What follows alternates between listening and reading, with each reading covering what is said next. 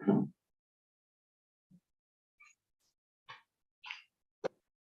good to go?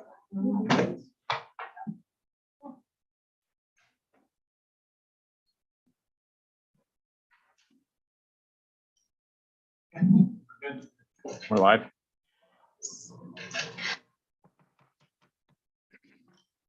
Good evening. Today is Wednesday, April 26, 2023 at 6 p.m. We are in the Brecksville Broadview Heights Education Center, 6638 Mill Road, Brecksville, Ohio. This is a meeting of the Board of Education in public for the purpose of conducting the school district's business and is not to be considered a public community meeting. There is time for public participation during the meeting as an indicated agenda item. This meeting will be live streamed via YouTube and will also be recorded for later viewing. Please consider subscribing to our YouTube channel where all recordings are posted. Now, please join me for the Pledge of Allegiance.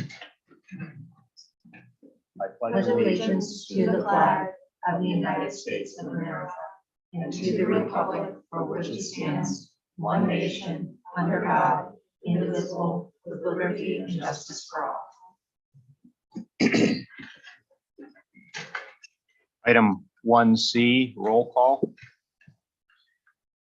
Mrs. Kramer? Yes. Mrs. Kwiatkowski? Yes. Mrs. Mack? Yes. Mrs. Wigman? Yes. Mr. Dosen? Yes. Item 2 is work session, permanent improvement committee discussion.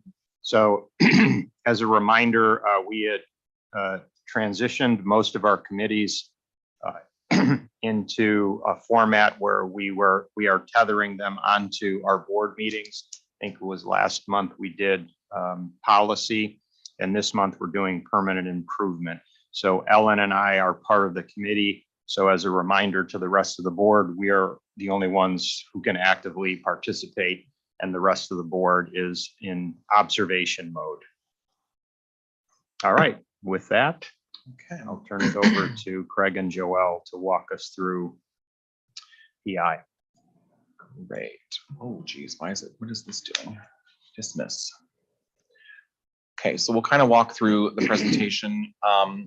You'll see joining us today, Mr. Wyckoff is also here since he is also dealing with some operations in his new role. So he is here and has helped work on some of the stuff we're going to be talking about, as well as Brian Koss, who we hired at the last board meeting. And hopefully tonight you'll be hiring Leonard Kessner, who is our operations coordinator.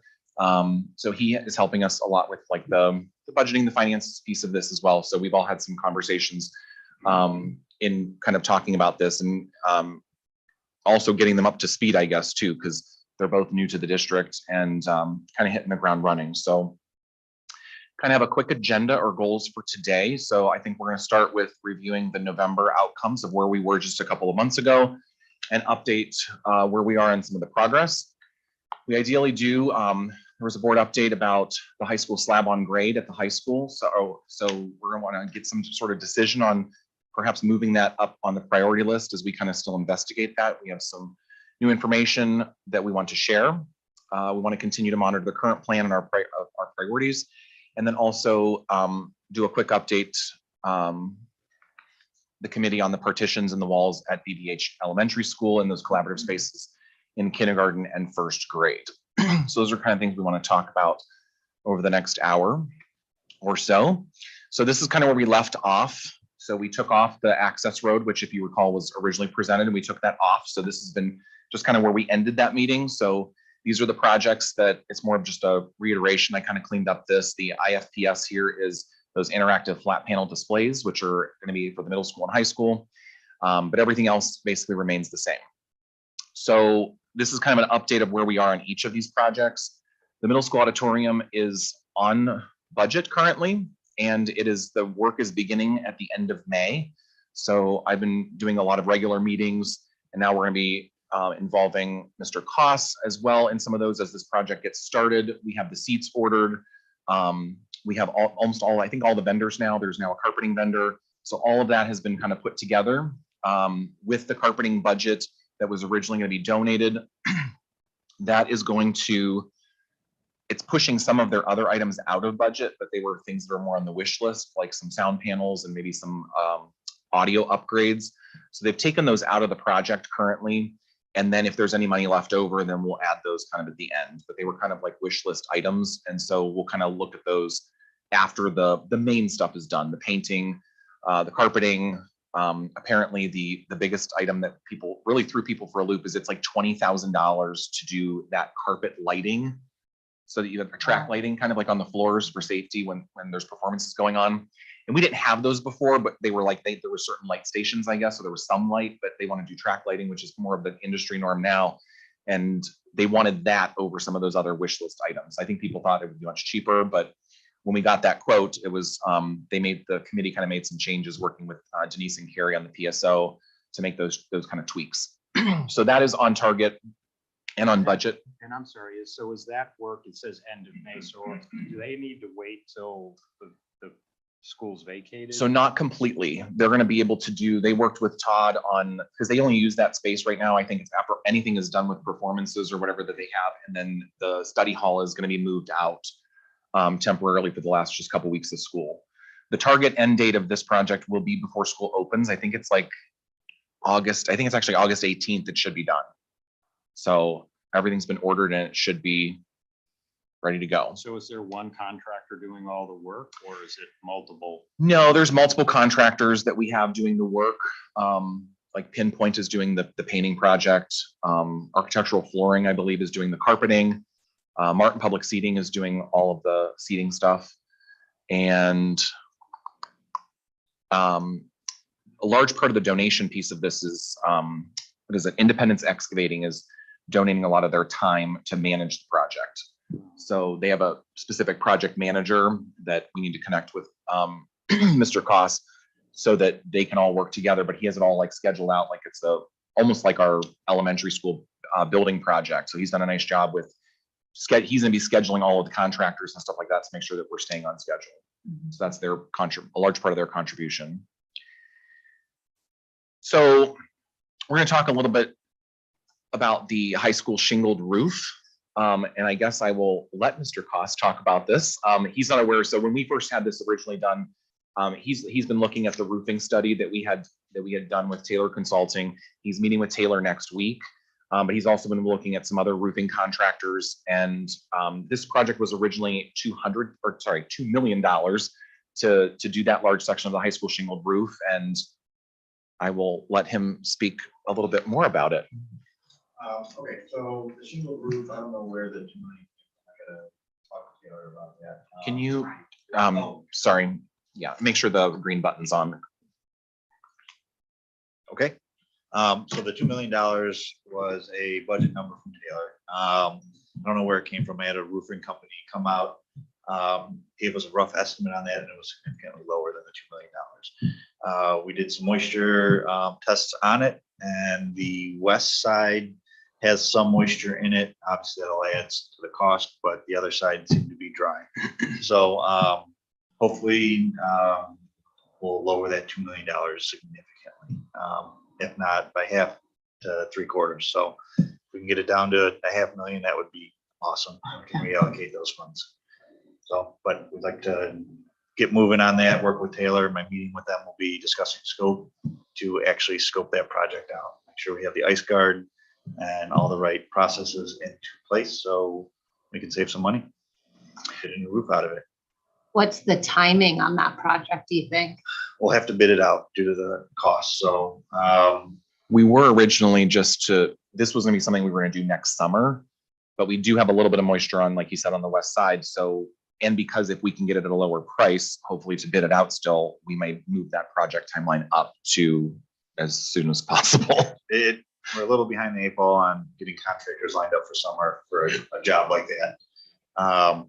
However, if we bid it out and prices come in and they say they can do it, I'd say we move forward with it because prices are just going to go up and that roof is, the nails are popping on it, the shingles are split when you take a close look at it. It's met and exceeded its life expectancy. So we'll be looking for probably a bid authorization in May. Okay. Is that a project that can be done while the students are in the building?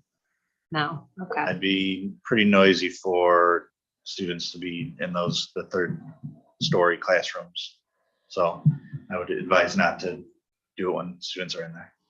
So are we looking at doing everything that's needed this summer, or are we looking at like phase 1 of 2, where we're going to hit the most critical areas, try to this summer, and then finish next summer?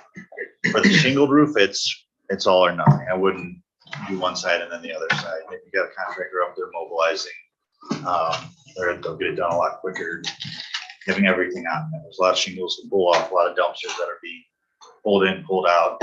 And then when they're up there, they're mobilized. The safety setup's all set up. They're pinned to the roof and pretty much do it all. Okay. Now there's other roofs that we'll talk about There, I think it's later. later on in the Yeah. presentation. So, Thank you. yep. So that's hopefully potentially good news for us. And like I said, we'll try to move on that and see what we can get done if we can for the summer, if it's possible. If not, we'll look at whatever the worst case scenario is. But moving on to asphalt, we are looking at $1 million in asphalt repairs. They have currently done core samples and the plan is being developed. What we asked them to develop was kind of a site plan of what are the worst areas, what are the and give us a strategy of like how we should attack the campus in terms of asphalt, because it'll probably be a multi-year endeavor, but we wanted to try to get at least a decent chunk taken care of on the campus. So they are doing some of those core samples just to see. We know we've got some bad soil. This bend over here is pretty much falling off of the road. The road's just falling off. So we think that's going to be probably a big priority. We thought we wouldn't see as much of that now that the buses aren't traveling down there, but it's not necessarily. The damage, I think, is done. So we're waiting for that, but the plan's being developed, and we're planning to stay on budget to keep it within the $1 million, and then have that plan to move forward in the next couple of years. So that would get started this summer. Yeah. Okay. Ideally. Yeah, I mean, it's terrible. I'm so happy you're doing this. It's really bad. Yeah, there's some really bad spots. I guess, is that going to be a problem to be redoing the middle school auditorium, possibly the high school roof and the asphalt all at the same time? We like to live in chaos. I don't know. I think some of it will come down to scheduling, but at least they're on different spaces, depending on how we can, if we're going to end up with this area over here. I mean, that's always it's a very used road. So like that side of it, but there's other ways around it. So I think we can close off that section if that's the first top priority. Okay. If that's what comes back. I'm assuming it will, but we just don't know until they kind of give us that study and tell us what's the worst. Well, we're end of April, so how are we on timing to get something bid? So it's the same thing. Like we're trying to get stuff ramped up. And so I would assume, did you talk to, when's the last time you talked to Marie? Yesterday we shared some emails back and forth. She had a death in the family, so she got postponed a little bit. However, it's not adjoined to a building, so I think we talked to legal about getting that out. Correct. Yeah, because we had that conversation before. So David Riley has advised us that since it's not an improvement to the building, we can just take bids or quotes. We don't have to do a competitive bid, which can speed up the timeline. So we'll plan to move on that much as quick as we can to get that stuff done over the summer. We can still do some of that work in the fall. It could be a bigger disruption with school in place, but if we had to, we can push some of that. Let me go for my doctor. Sure, if you have other, yeah. Oh, I didn't know. These ones pick me up. That the report tells us what the subsoil is. Milling and filling is obviously going to be a lot quicker than having to tear out the asphalt and do the sub base and drainage if needed. So that will definitely impact the time frame of how quick the project gets done. If they're just going to mill and fill this driveway in, and then they have to do a little more under drainage or sub base over around the turn, we can get around it. But milling and filling, you can still drive on it. It's just not as smooth. It's a little rough. If you're on the highway and it's bumpy when they're redoing it, same theory. So push come to sub, it's a matter of scheduling it, and getting some of the sub base done first over summer. And then if we have to come back and mill while students are in, we'll have to work around it and just reroute traffic. So switching to some technology, we are working with getting the interactive flat panels at the middle school and the high school. We're not sure yet we're waiting to see how the evaluation process goes out. So they, what day was that? Was before spring break? They did that event. So they had two different panels come in. They had the ViewSonic panels and the Promethean panels come in, and they did presentations to our teachers before spring break, and they had a chance to look at those two different panels. Now what they've had is they've also had a demo panel delivered for each of them. Unfortunately, the ViewSonic actually just came in a few days ago, so the Promethean has been here for a while. So we're waiting for the staff to do any final evaluations, which hopefully will be soon, so that they can kind of pick whichever one they want. The problem is that the Promethean panels are twice the cost of the ViewSonic panels, and there's pros and cons to both. So if they choose the Promethean panels, we may not be able to do both of them, high school and middle school. Whereas if they do the ViewSonic ones, it's more likely we can do both at the same time. So it just kind of depends on what the views are and how that committee kind of works out and says that that's what they're going with.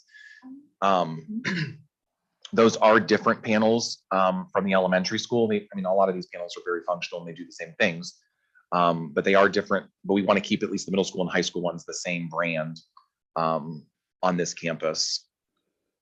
So we're still kind of evaluating that process. If you have to pick one school versus the other to do first, and that, which one would you do first? So we were going to do the middle school first because it would be the transition from the elementary school on the flat panels to go into the middle school. They would have the same experience, and then we would do the high school after that.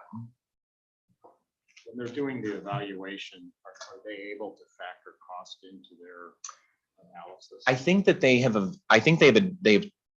they shared the cost with the teachers and the staff that are testing out the products, and I don't know how much that'll weigh on their minds. I think there's when you look at the actual pros and cons, from what I understand, there are some really, really good pros to like the ViewSonic that's actually better than it is on the Prometheans, but there's also some other things on the Prometheans that people may like better as well. So I think it'll just depend probably on functionality more so than not. Dr. Martin just walked in here. No, maybe. Yeah, he's right there.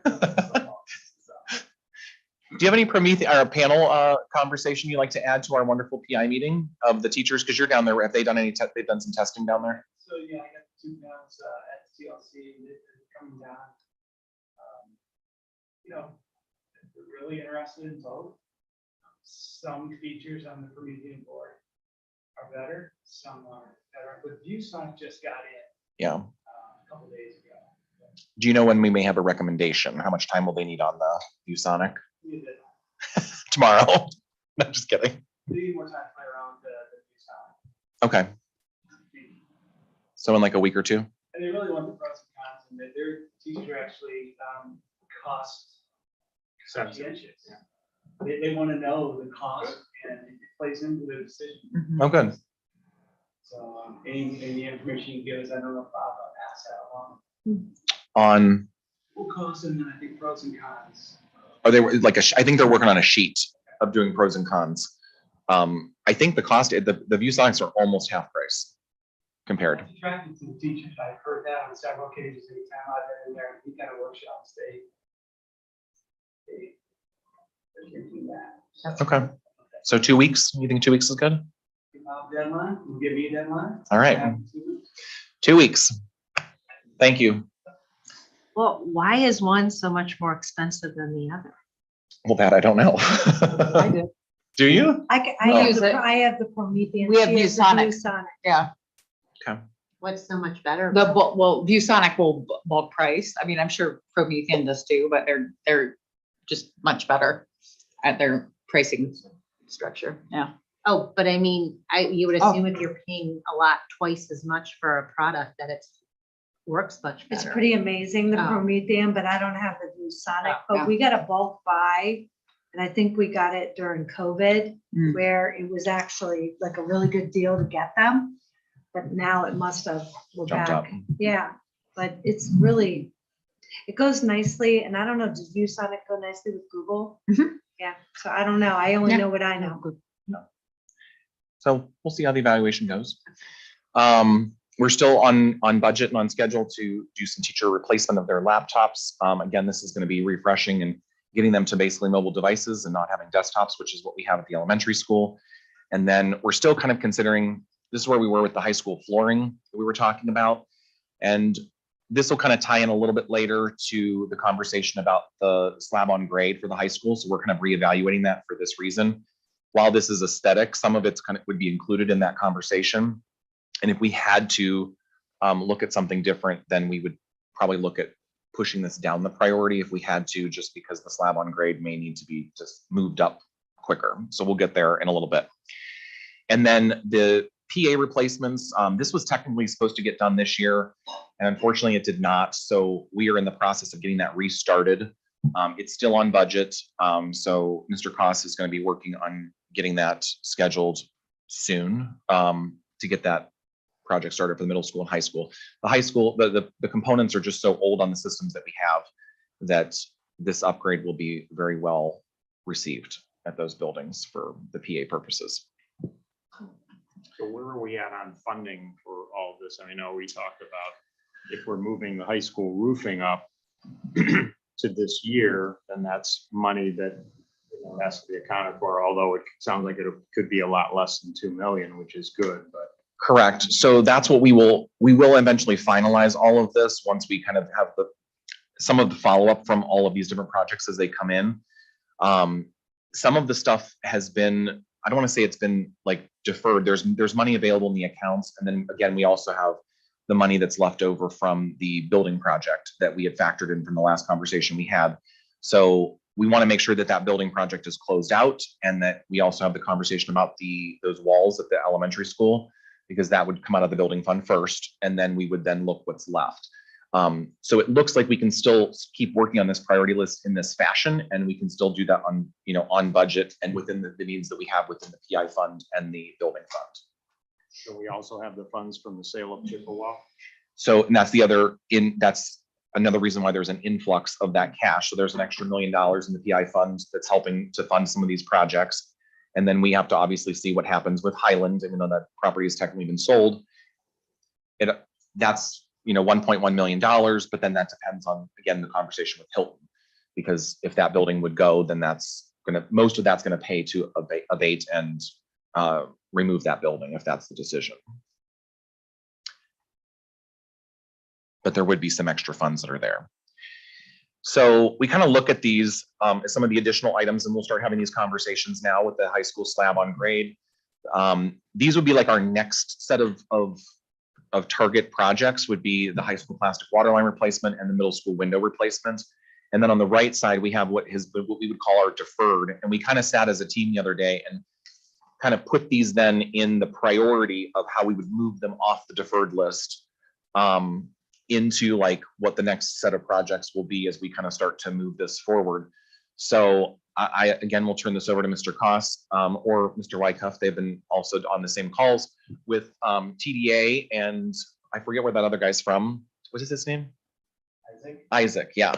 So Isaac has been a part of this conversation for a long time. He did the first evaluation, I think, in 2010 or 11.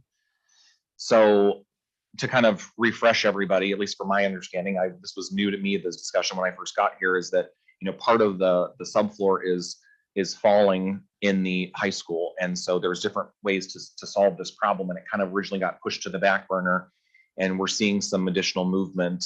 And that's why we're kind of looking at this might need to be moved up quicker, because we have some as the floor moves, we have damage that's occurring to walls and floors and different things like that. So it could become costly if we don't start to do something about it. So I will turn it over to a conversation. Brian's like, Brian, which one? To kind of talk us through like where we're at least, and kind of at least give your opinion or your blessing of like whether or not like, yes, this is the time that we probably should be looking at moving this more up on the priority list to get some type of resolution. So go ahead. So TDA forwarded me a 70-some page document of kind of the history of what this project was, or this scenario. One thing good is the high school is a steel frame building. So it's structurally safe that way.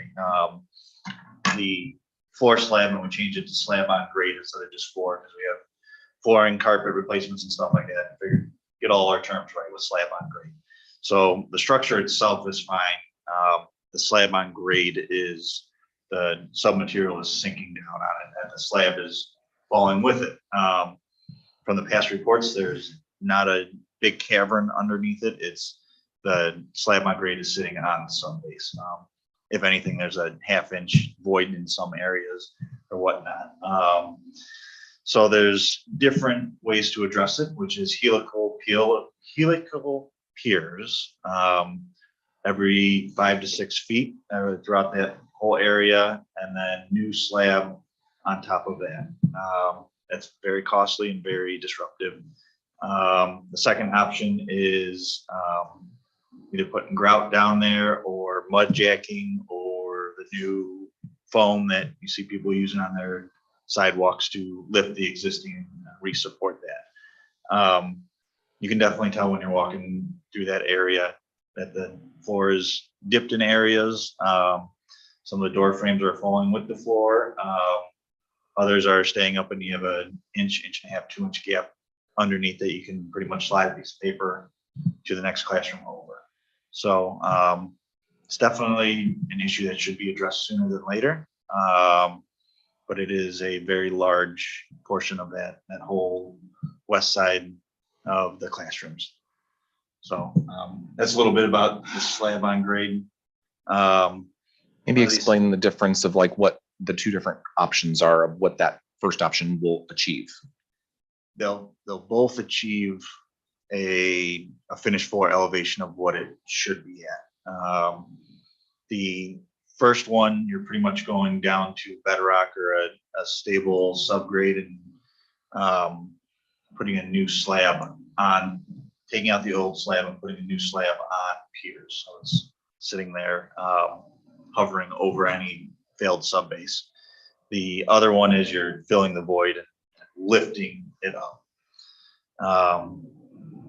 When you do that, you always run the risk of moving the interior walls that are already damaged, so you're gonna have to repair those.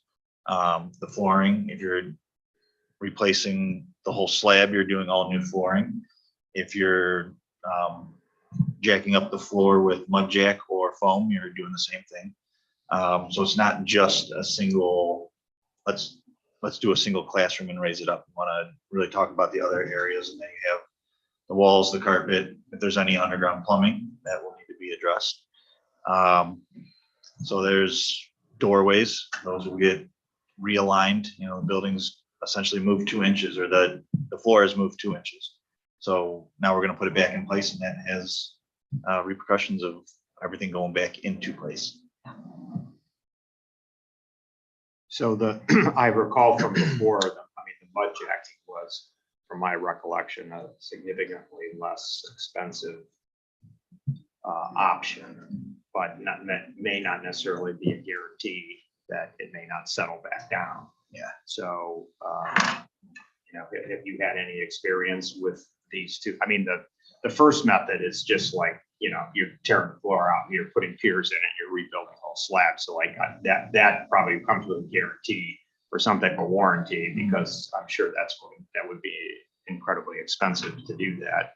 Whereas the second might be, hey, this might work, and then you might still get some settling over time. It may not come with a warranty. It's kind of, do you have any experience with these methods? No, I don't have experience with them, but if you think that it's settled 2 inches in the past 20 years, and you refill it, is it going to last another 20 years? Hopefully, and that gets us pretty close to the expectancy of that building.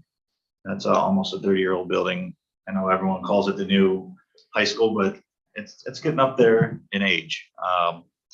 So we're about halfway through it, and we put if we do the mud jacking or the foam, which obviously the foam's a little lighter now, it has a potential to last till the end of that building. It could start sinking after, it could start resinking, after a couple of years, or 10 years it could show up, but at least I don't think anyone knows that answer. Right. until you do. You know, but the key takeaway too, though, is that there's no structural issues with the buildings. There's no safety issues. There's some aesthetics with the floor dropping, door jambs being gaps and, you know, whatnot. Just like I would assume if we chose mud jacking or the foam to raise it up, it's not necessarily required immediately to aesthetically fix everything. I don't know if that's the case or not, but I'm just wondering, yeah, and again, this will be when we get to this point where we're going to need to make decisions and see what the cost is and which path we want to go down. But, I would be curious to see, is there an option where you could do the mud jacking and wait a little bit? Would it be recommended to wait 6 months and see, does it settle back down before you start fixing door jambs and walls and whatnot? Yeah, I think 6 months may be a little too soon. It'd probably be a couple of years before it shows back up, but I would take an engineer's recommendation. And that's why I think we should partner with TDA and their engineers and Isaac. I forget what engineering firm he's with, but he's definitely seen it since I think 2008. He started getting involved, if not earlier. And there's been several different engineering companies doing different tests. So and that's what that 72 or 74 page document was all these reports. I tried to get through a lot of it. It is a tough read to keep your eyes open during. So, What are the risks involved with waiting to do this?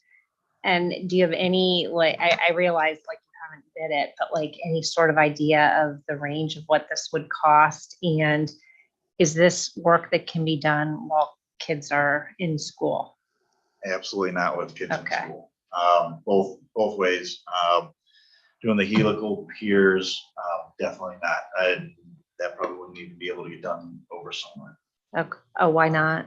It's pretty invasive. You're tearing out a full floor, drilling holes every 6 foot, putting piers down, and then having pre-engineered or structured slabs being brought in and put into place on those piers. So it's going to take more than 3 months? Yeah. Okay.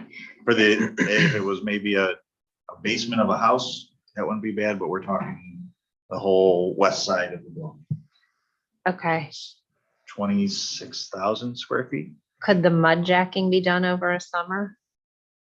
We haven't looked at it that Oh, closely okay. yet, or I haven't looked at it that closely.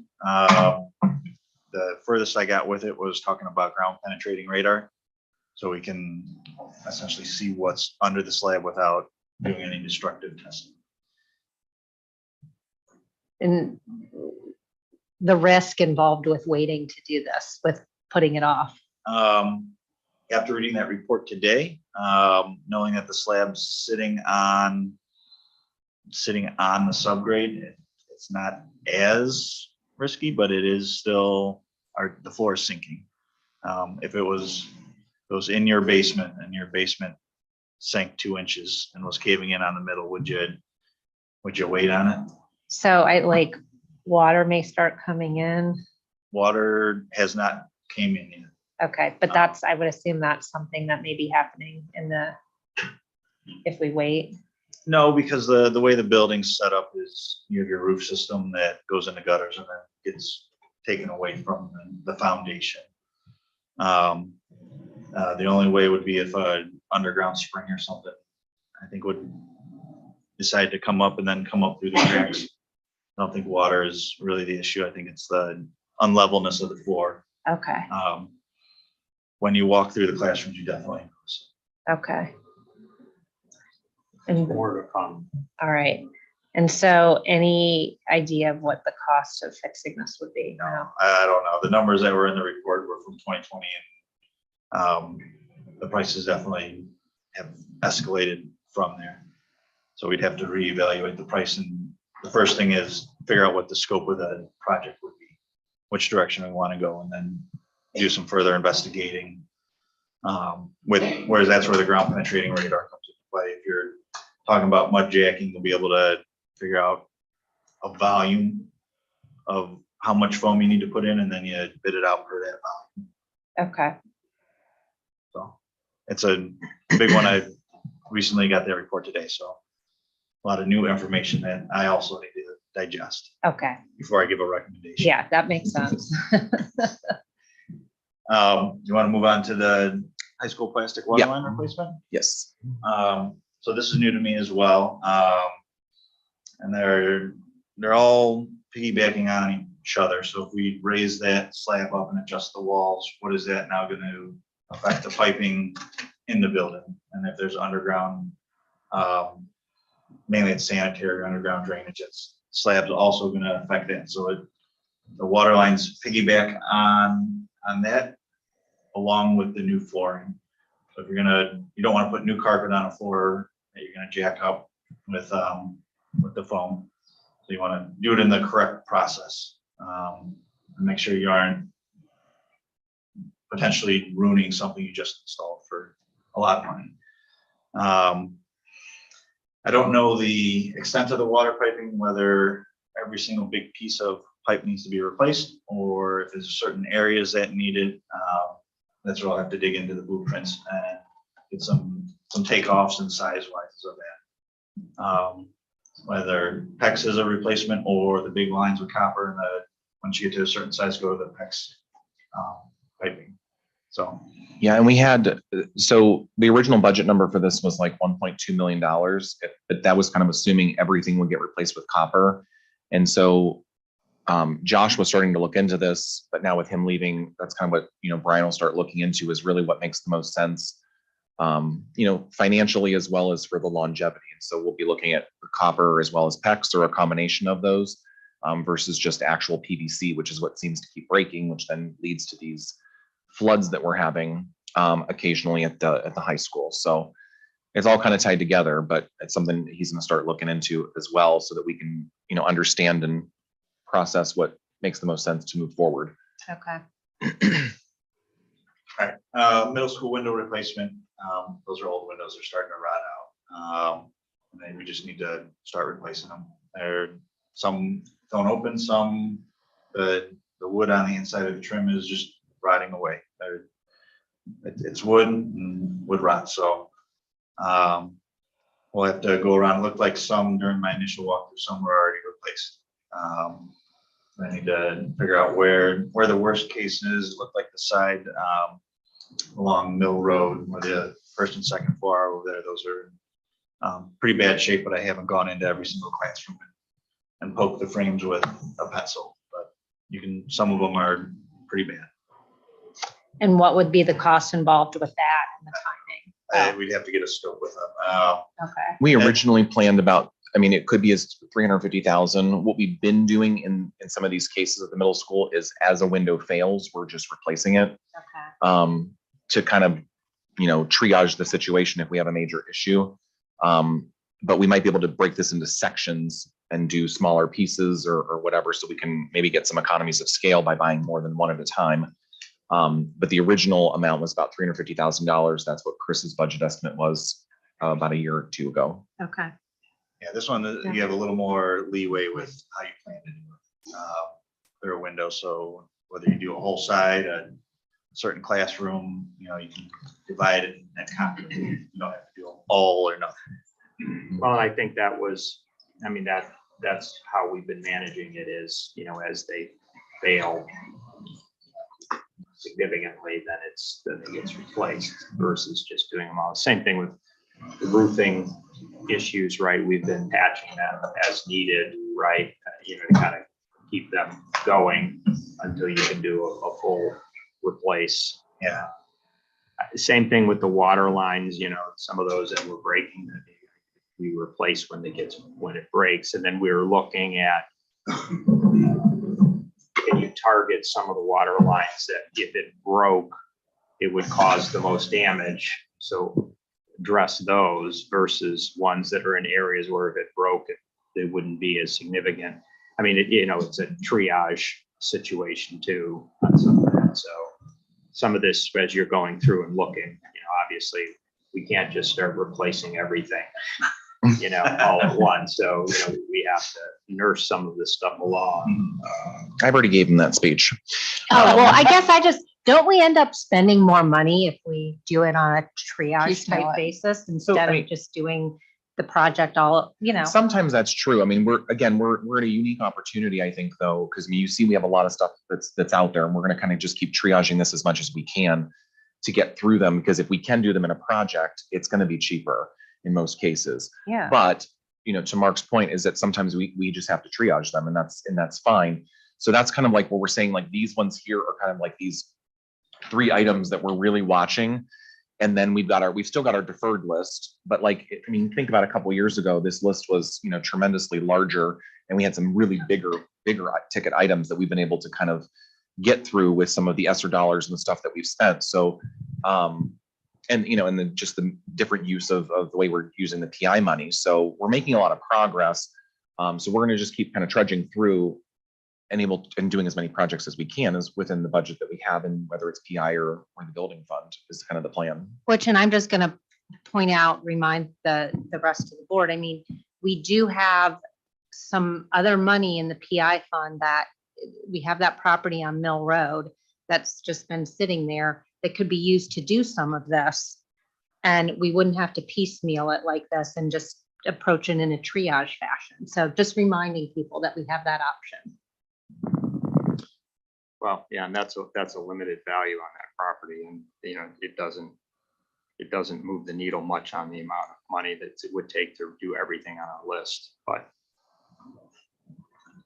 yeah, listen, we've always operated on this. We have limited resources. We have had some infusion of funds with the bond issue because that was designed to not only build a new school, but have excess funds to address some of our needs, which it has done. We've had ESSER funds from the pandemic that have flowed in.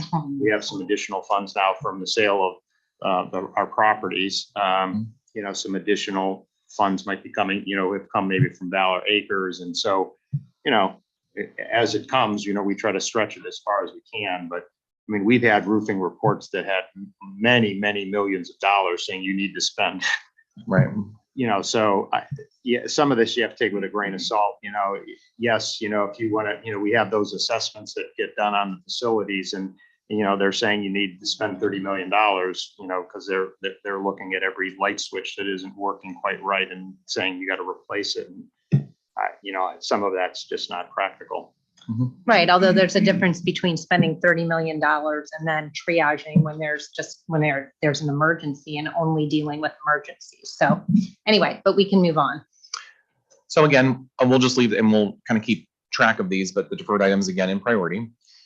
We still do have, so I want to forget about like some of our ongoing needs that we still have as a part of our PI, which is, the buses. So we are auctioning 5 of our buses off. That money will also be able to be placed into the PI fund for additional funds. We don't have any buses planned for next year. After next year, we're probably going to need to get back on the schedule of buying some buses, probably at least 2, maybe 3. So we'll kind of keep monitoring that. Right now, you're looking at almost 18 months of getting a bus, and they're still working on the supply chain. So it's kind of my hope that we'll get through some of that supply chain by the time this happens. But one of the things we are going to be looking at purchasing next year is a van with a wheelchair lift. There's just a need in the district for one of those types of vehicles. And so that's one of the things that we're looking for that can actually end up saving us some money with how we transport some of our special needs children. Curriculum, in talking with Dr. Martin, they had some carryover money. I'm calling it carryover money. They had to allocate it for this year about $200,000 in curriculum needs. They've kind of pushed some of those to next year. So next year it's going to be a total spend of about $700,000 for some of the curriculum upgrades. So some of those are for 5-year programs. So we'll see that expenditure next year, and then we won't see that for several years, but we want to make sure we're still addressing the curriculum needs. And then again, the last piece of some more roofing conversations, as we do have some leaking issues, which so good that you're so close to that microphone. The high school cafeteria and kitchen sections, and then the high school auditorium stage area are the next areas that are identified. All right, so the high school cafeteria and kitchen, you've been in the building recently, you've noticed there's water infiltrating. It has failed. I had a roofer up there to try to fix it. He said, you're just gonna waste your money doing it. So that one, we need to address that one. It's a different style roof. They also did with the rocks. and tar. So you pretty much come up, you take off all the rocks, rebuild it. There's wet insulation. So that's what you try to avoid is the wet insulation. Once you get that, then you're pulling off all that insulation and replacing it. If you get to it before it fails, you don't have to do that. The auditorium stage area, that area is an area that needs addressed. I believe the auditorium recently got finished, and this part was the part that did not get finished. So finish that last little piece. But then after these roof sections, those are the main ones. The other roofing reports are pretty good. And we're looking at, if you think about, like, we were kind of planning that almost $2 million worth of roofing at that high school shingled section, that hopefully with the plan and strategy that we're looking at those two sections in addition to the shingled section for around $1 million. So hopefully, maybe it could be 1.1, it could be 1.2, but we're looking at this in a different manner of how we can get still, these would be good quality roofs, like 25-year warranties. Correct. Yeah, So- they're the same quality roof, same spec, and that's what we'll use Taylor for, is to spec out these roofs to make sure we get a quality roof and a quality structure. Yeah. Any other questions on those? All right, so then we just have, again, just keeping this on for some of the future discussion topics. You know, obviously, we're going to continue that conversation. We're not hashing that out tonight, but, you know, Hilton Elementary School and what will happen with that. And again, that is kind of tied to Highland. Whether or not, if with what happens with that building, whether we would look at additional practice fields. And then also the same thing is we're still kind of working on some of the logistics of putting together some sort of athletics capital campaign where we can look at things with turf replacement, scoreboards, turf at our softball and baseball, outdoor lighting, things that would need addressed down the future that we can look at through donations, through an actual capital campaign for athletics. It seems, I kind of talked about this before, but we're at that point where we have the facilities now, and then we can use that type of program for like upgrades or more wanted items versus the structural pieces, which we've taken care of in terms of the track and the tennis courts and whatnot. So that's still on our radar of something that we want to continue to look at and start having conversations to get that stuff rolling is kind of the plan. So hopefully we can have that conversation sometime over the summer. Or Yes. maybe next Yeah. month. Okay. So back on Hilton, because I know we talked about it last month, I believe. Mhm. We were talking about, you know, kind of trying to gather some more numbers. We were hopeful maybe we could revisit it today, but that's not going to happen because we don't have all of the data in. So we don't have all of that information in. No, we're still, that's one of the things that Leonard is working. He's just loving the utility as part of his job.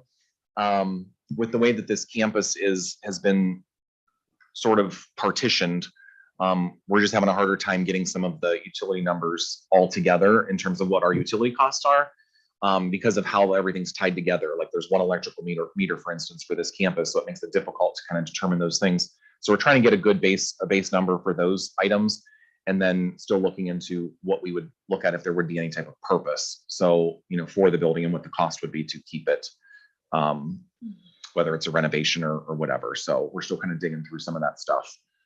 I mean, it just, from my perspective, in the grand scheme of things, you know, like the utility costs to keep that building online the way it is now, where you were just maintaining it. I can't imagine the electric bill is that high, even if Right. we have a hard time, right? And so I guess I would suggest not, you know, not spending an enormous amount of time trying to figure out, is the electric bill $3,000 Right. or $3,200, or, because at the end of the day, it's going to be a nominal amount in Right. the grand scheme of all of our facilities. And as we look at what are we doing with that building, you know, the big question in front of us is that if we're holding on to it as a contingency in case the district needs more space, then we would need to understand operationally, okay, yeah, there's some level of expense to keep it going, but also what happens if, you know, the roof starts leaking, the boiler goes, you can't heat right now, all of a sudden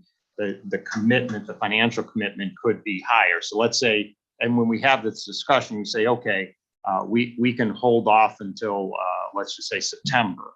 But if you start going into October, November, and you start getting into the cold months, what happens if you have some major system failures there?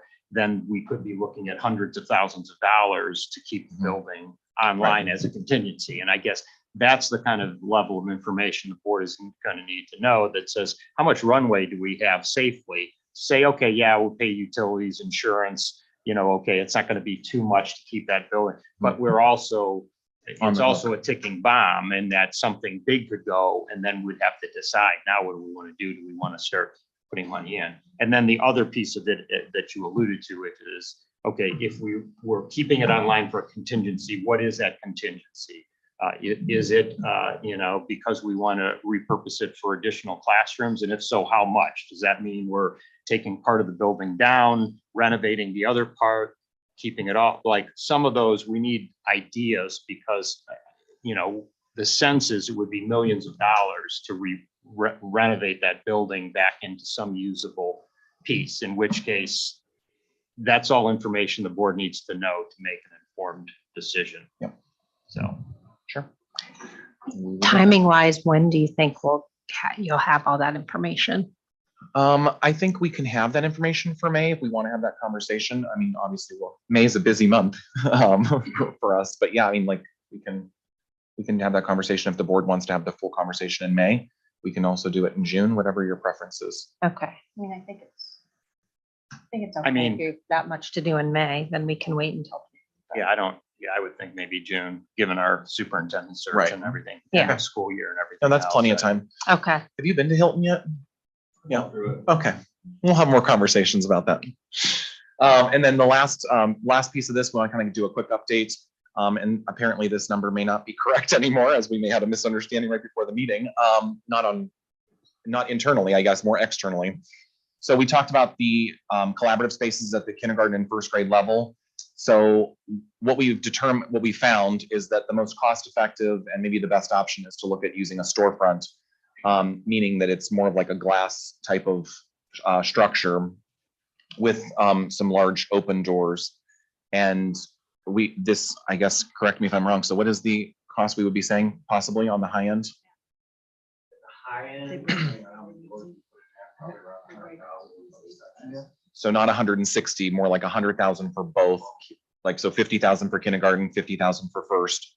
One of the other things that Mrs. Toth had been working on, and again, correct me if I'm wrong, would be that we would be using that space if we needed the space for moving some of the special education, because they're smaller population groups, so that a classroom can be utilized, a full classroom for an actual homeroom, if we would need that space. Correct? Yeah, but it would be like pull out, it would be like this. Right. Not a self-contained unit, yes. Or they would, if even teachers, they'd give them a place to set their desks, have those things set up, that they can use the location once they push into the classroom, so. It Right. would not be utilized as a full day classroom.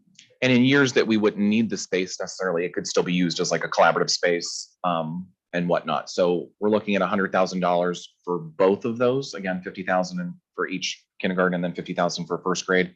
We could obviously use the building fund to cover the cost of that.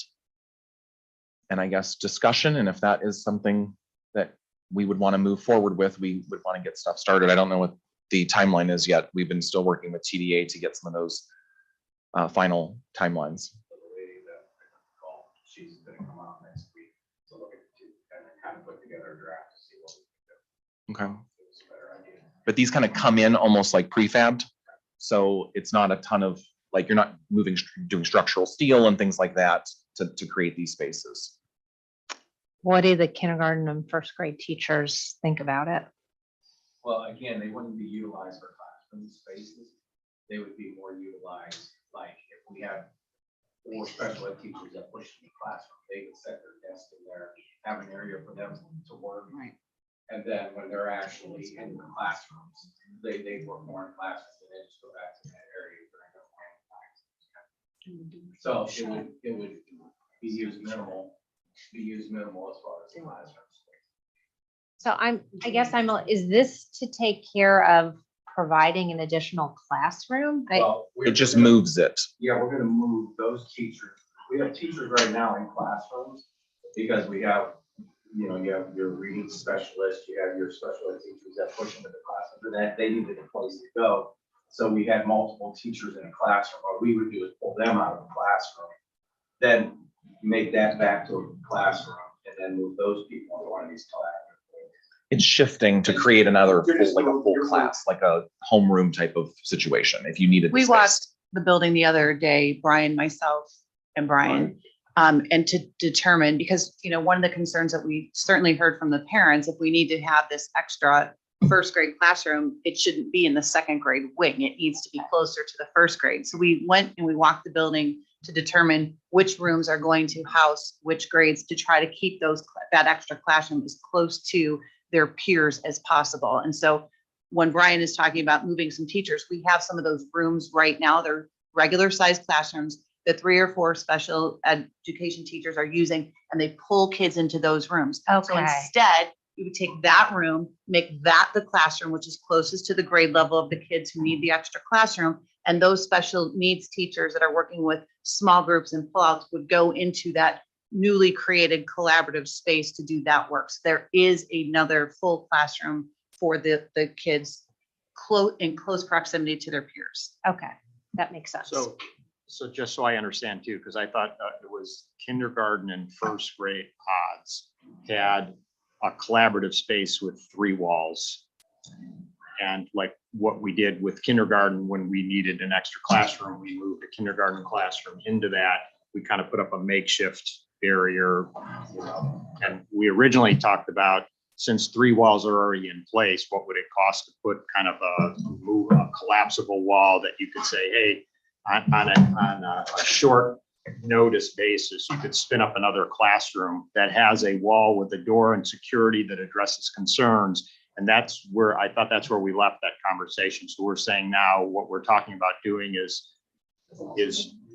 using those rooms not as a full classroom, but as a kind of a special ed pod, and then freeing up classrooms, special ed, which are you doing smaller groups, they would move into those areas. And you could take special ed students from 2nd, 3rd, 4th, 5th grade into those areas. If we needed those, I mean, right now, we know immediately we need an extra room in first grade. We want to keep, if we have a special ed room the teachers are sharing right now, but that would become a classroom, and then those special ed teachers in first grade. So we would essentially have that 12th classroom that we need for first grade. So that's what we're looking at. We thought if we can still use it, we have it if we need it, but it made more sense to us to take teachers who are sharing a room, take that in the classroom, and then move those teachers. We're having kids go in and out of there anyways, into those collaborative spaces. We're still doing the walls, the storefronts for those spaces, and they can either choose to close them or not, but it would be another option if we needed a classroom down the road. So the enclosures that we're looking at, those do meet security standards, so to speak, so that, you know, if there's a lockdown in the building, They will have those doors, so can be yes. locked down. Okay.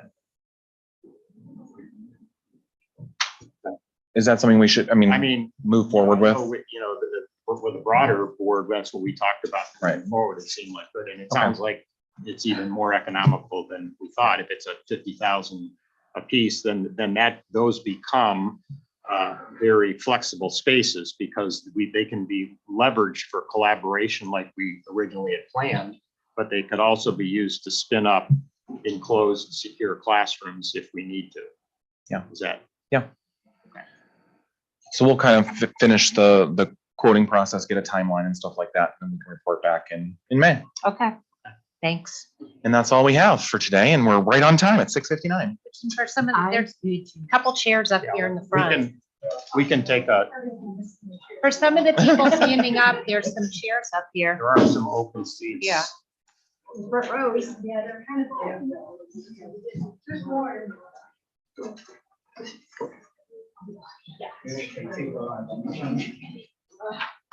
No, I'm sorry. What? And the anti. Yeah.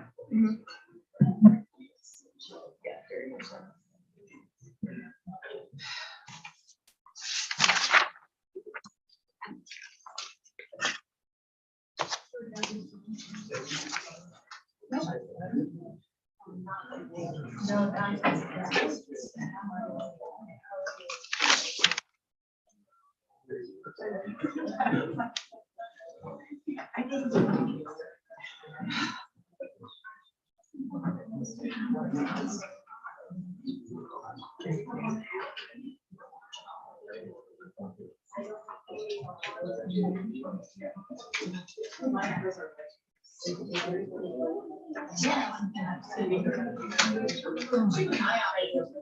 You know, we should move those chairs more in the middle, not in front of the doorway.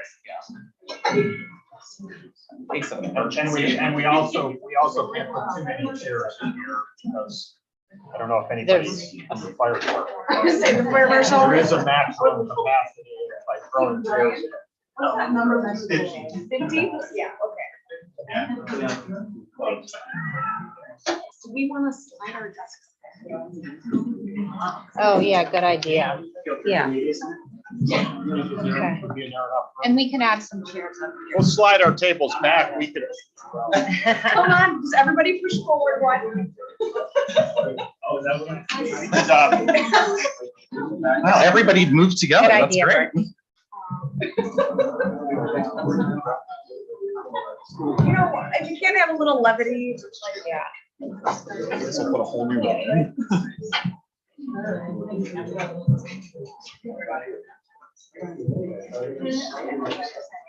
The regular board meetings are at 7. We had a work session to talk about permanent improvements. Yeah. Yeah. Yeah, a little bit. Yeah. Bunch So of- the Bunch of boring roof stuff too, and super pipes. sexy. Yeah. So we have committees, so the identified board members are able to engage, and then the rest of us are like bystanders who watch.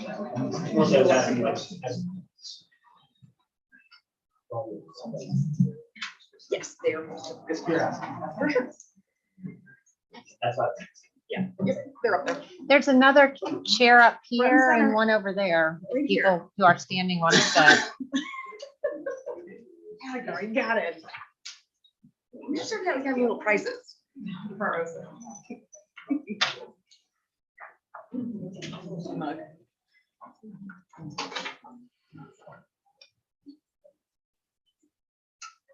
We'll get restarted shortly. I think we have a couple of board members taking a bio break. Correct. I love that.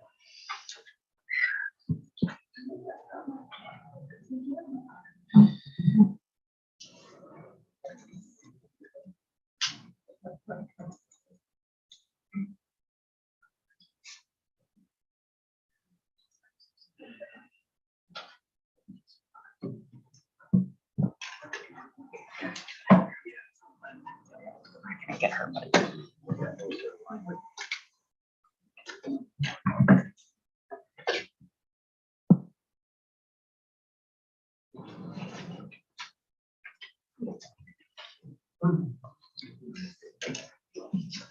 So I was just, yeah.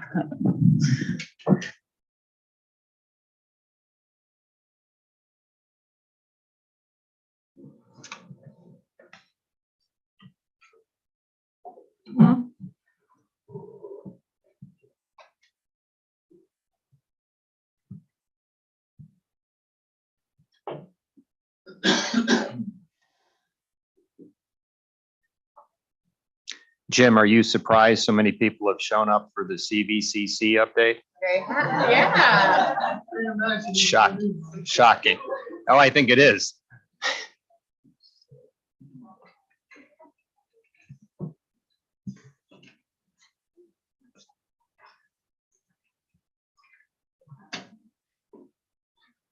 All right, are we all good? We're all good. Okay.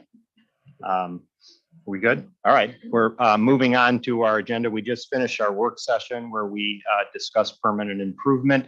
So anybody interested in what's going on with permanent improvement, you can watch the recording and catch our first hour. Item 3, President's announcements.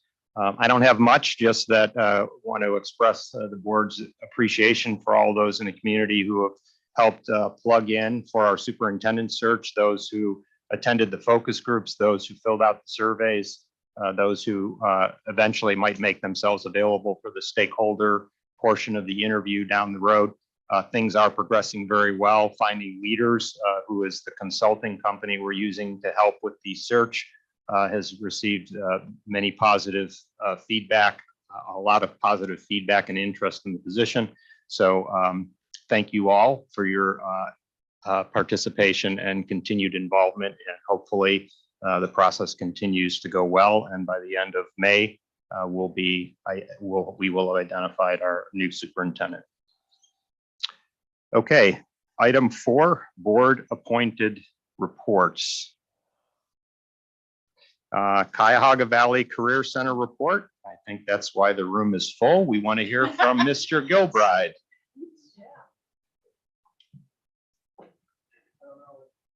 With this crowd, I'm so nervous. I'm not sure how to behave. Take your time, Jim. All right, it's a pleasure to see you all, as always. Lots going on over there, so get comfortable, everyone. This may take a few minutes. I'll start with some basics. As you may know, the Revere organization, both of their appointed board seats had to resign for reasons related to their occupations.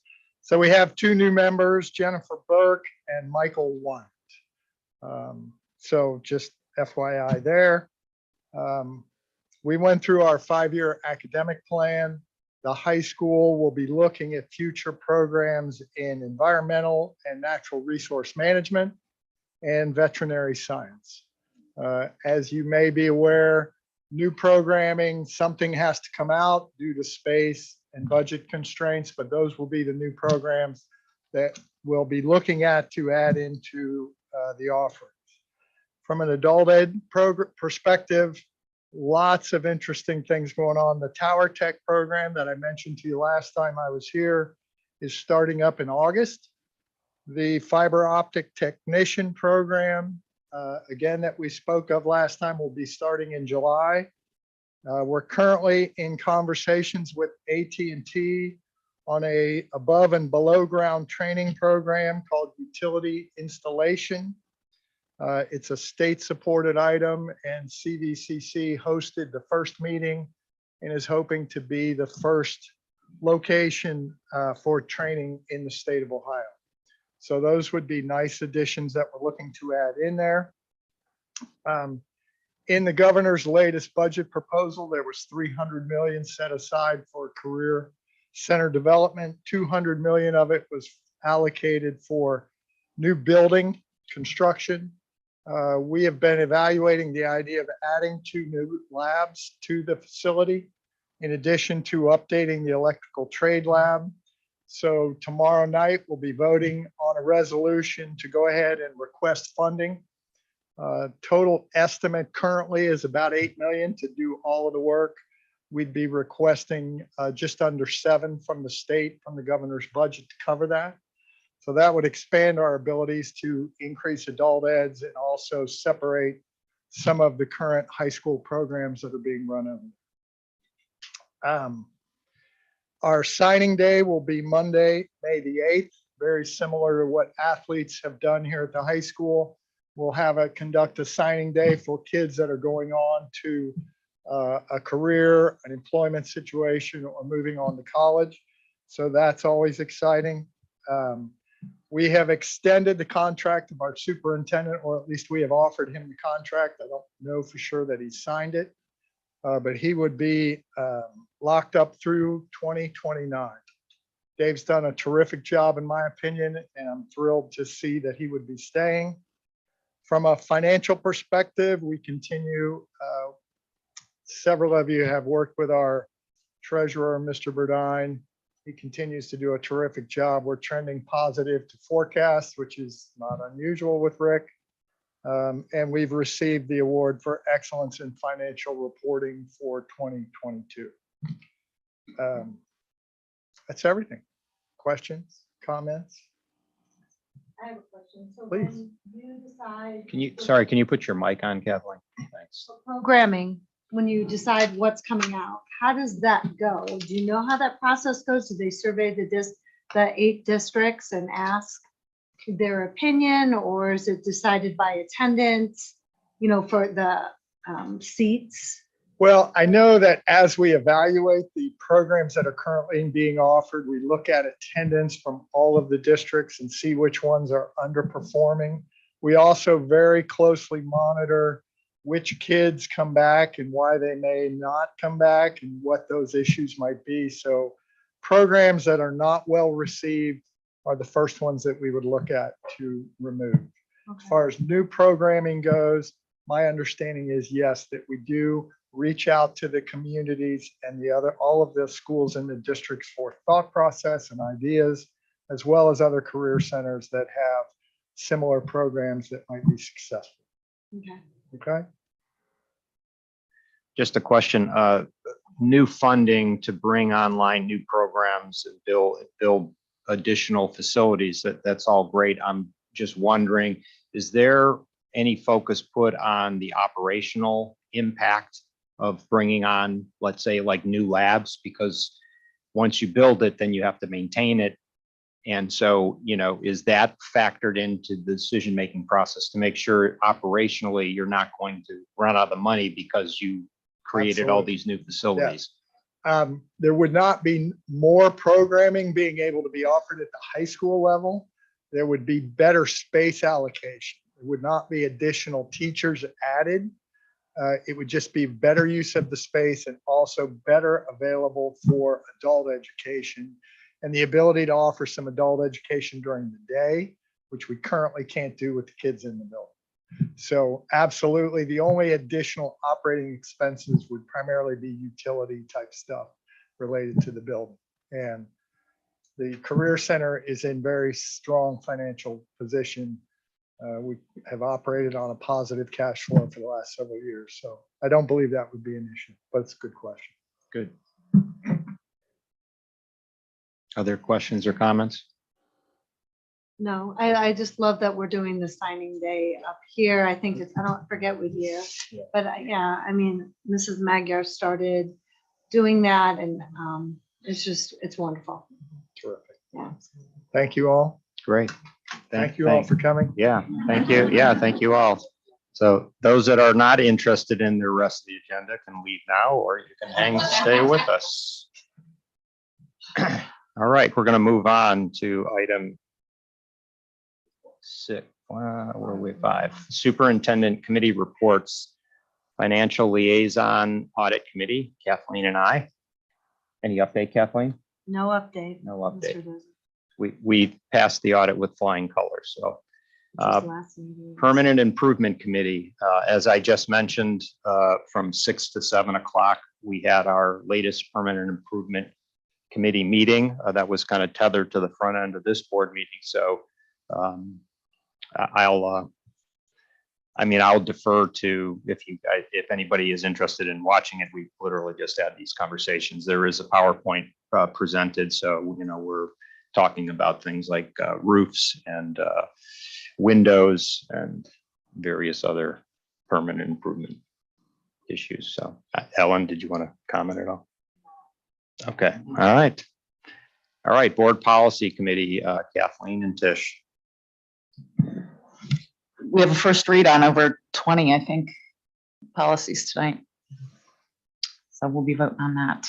And there's some policies that we're going to be having a discussion on next month. Next month. Some of them involve volunteers and how the fees that those volunteers pay. So Mr. Yanagos created some numbers for the board. So we need some time to look at them and then we'll go over those. I think it was 3 policies that Yes. we kind of pulled off and are going to have a discussion on those fees Next month. next month. And this is just the first reading. Just the first tonight. So we'll do 2 readings. The second reading is when we get approved, when the policies become active. So Adopted. anybody interested in policy changes has ample opportunity to see what's changing. Transportation Appeals Committee, that's myself. There have been no appeals this year, which has been great. Hopefully we make it to the end. Safety and Security Meeting Report, Brittany and Tish. Next meeting is upcoming next week, May 4th. So I'll have, Brittany and I'll have information at the May meeting. Sounds good. Schools Foundation Report, Brittany. No update at this time. Thanks. Okay. PSO report, Helen. Let's see. Sorry, I need to pull up my notes. No worries.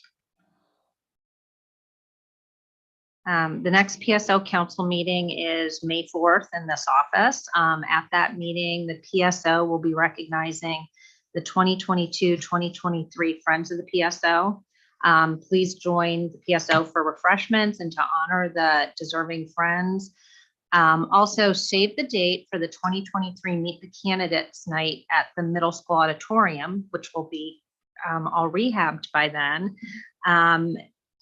The PSO is sponsoring this event, which will take place the first week in October, and all candidates for school board are invited and encouraged to attend. The format will be slightly different this year, as candidates will only be given a list of possible topics and not specific questions. So that's from the PSO. And I actually have a brief statement I want to make. Because like many in this room, I experienced a period of very intense anxiety the morning of Friday, April 14th, as I have a son who was at the high school during the time that there was a possible shooter at the building. Luckily, there was no violence at the high school that morning. The teachers, the administration, and the staff at the high school and the Broadview Heights Police Department did a great job of handling the situation, working under some frightening circumstances, and I want to thank them very much. The high school administration, the teachers and the staff and the Broadview Heights Police did their job that morning. Now, those of us who don't work in a school or with law enforcement need to do our job and get involved in addressing the root cause of this problem, which is the abundance of extremely lethal guns in the United States. There are a variety of ways that we can do that. One of the more obvious is to make sure we stop voting for political candidates who not only refuse to enact common sense gun legislation. I'm sorry, wait a minute here. But This who is not representative of the school board. Why are you doing this? This is Well, not the platform, This is the PS, not the platform. this is PSO report. Right. Is this part of the Unacceptable. PSO report? I encourage everyone in the community to take a more active role in fixing this problem. So Excuse me, unacceptable. Thank you. You do not Just- represent the board at this moment. okay, it would.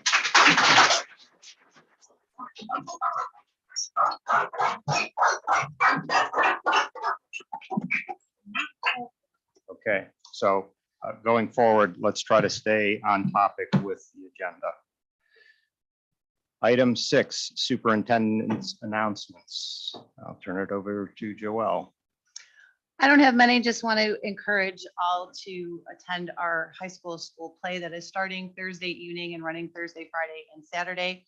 It is PG-13 and not appropriate probably for younger children, but we just want to make sure that everyone goes. Our kids have worked really hard to put on this production, and I'm really looking forward to seeing it this weekend.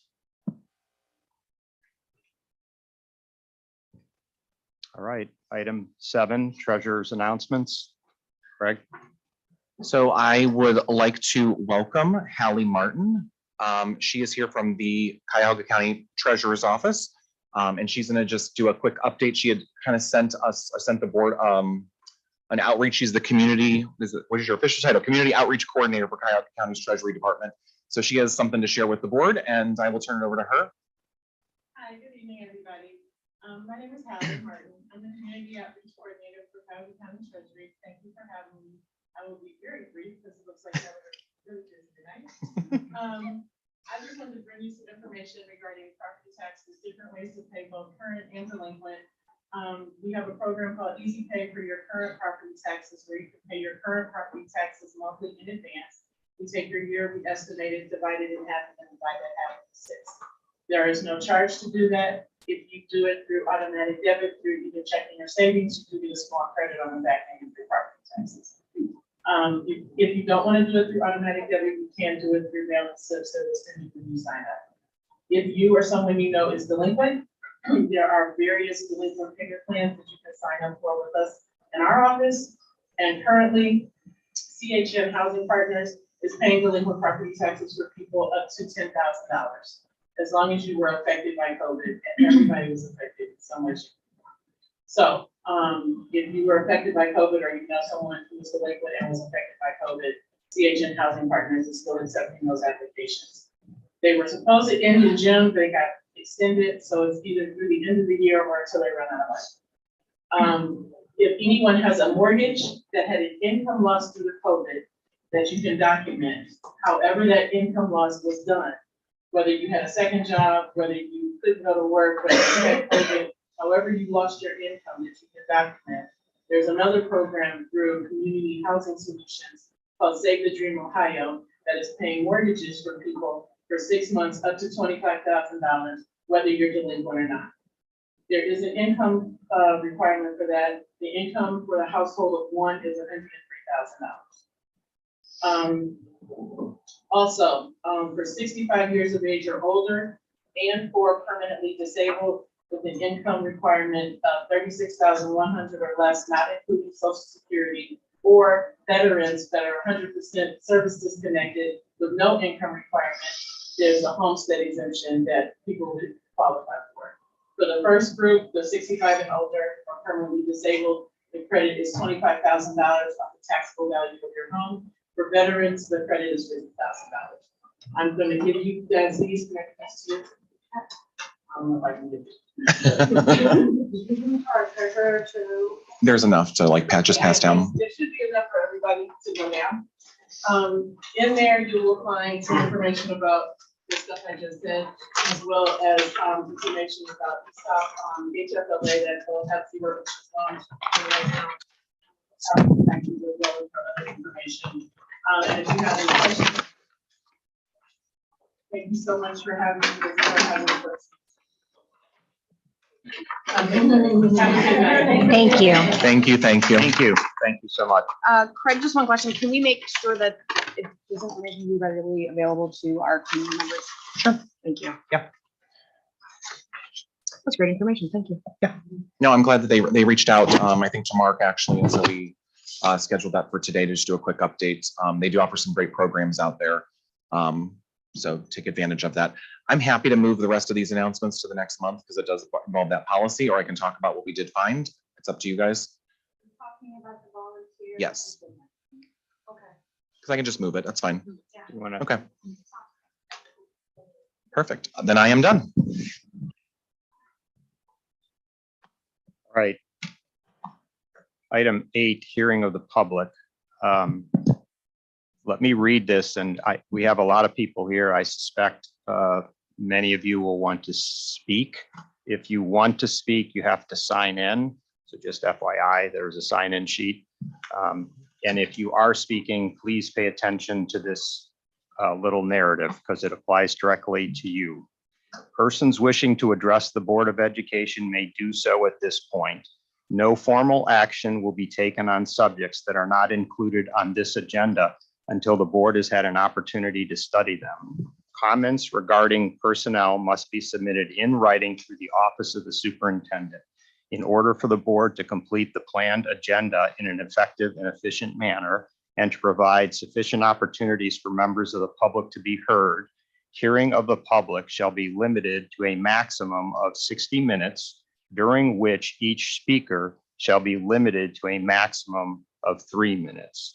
So let me just recap a little bit. This is not a question and answer with the board. So if you're coming up and you're going to ask questions and expect the board to respond, we will not be responding to your questions. This is just hearing of the public. You say what you would like to say. It needs to be respectful. You need to stay within 3 minutes and the board will listen. So don't think there will be a dialogue. This is not the place for a dialogue. It's just hearing of the public. I will put a timer on and I will give a heads up when your time is starting to run out. If you're still speaking when my timer goes off, I'm going to let the timer continue to go off while you speak. Please, please, please try to wrap up and be respectful of everybody's time. And for the rest of the group that's here, wonderful to see so many people show interest in our school district. Please, let's all be respectful for the person speaking. Let them have their say. And hopefully they wrap up within 3 minutes. Are we good? First All up right. is Christine George. And when you come up to speak, you start with your name and your address. If you could do that, that would be very helpful.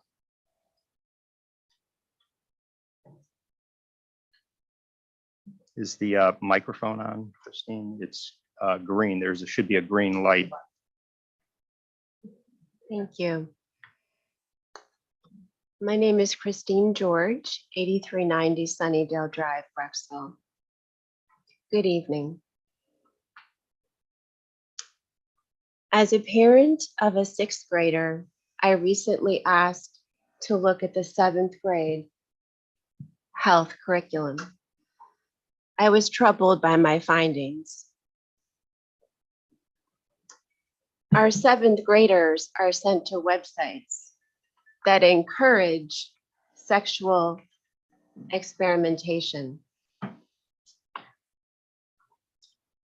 and methods of how to embrace the transgender lifestyle. They are given specific instructions on how to circumvent parents to receive both contraceptives and abortions. 7th graders. How is this abstinence-based? Our children are surrounded with rainbow flags, the teaching of pronouns in the classroom, and they're given surveys asking them how they sexually identify, thereby pressuring them to have to answer that question. Sounds like social activism, not academics. We do not send our children to school to be taught to transition to another gender. Please stop this propaganda and coercion. GLSEN has recently been invited into our school, a political group that advocates for the removal of police in our schools. And what of the teachers who are uncomfortable with this?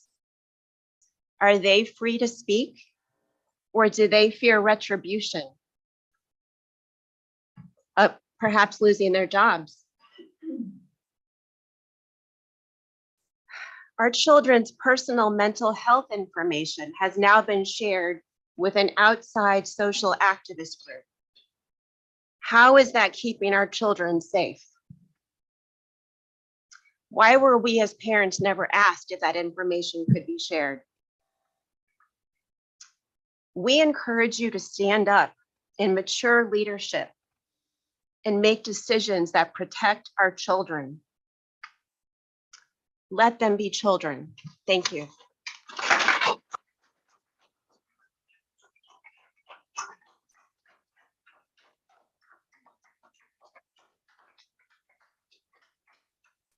Thank you for your comments. Melanie Karen. Melanie Karen.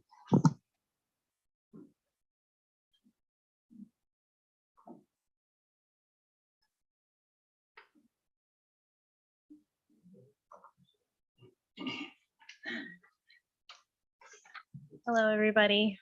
Melanie Kieran, Timber Trail in Brecksville. That was kind of concerning, so I have to catch my breath a little bit. Thank you for the opportunity to address you this evening. I realize you guys work really hard. I really do, and it's been a frustrating year for you, and probably an unexpected year with some of these frustrations.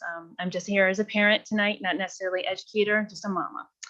But and I share in many of your frustrations, but unlike you, I really can't do much about it. I can present facts, share policy ideas, even meet with administrative members, but at the end of the day, I'm at your mercy. And I long for the days when I used to just drop my kids off from school, pick them up, ask them how if they needed any help with their homework, praying they didn't ask. But looking for that red folder in the back of their backpack, which told me everything that I needed to know. Since March of 2020, that hasn't been our reality. I've been here the last several months. But I'm not here to give you a sob story. I'm a fixer.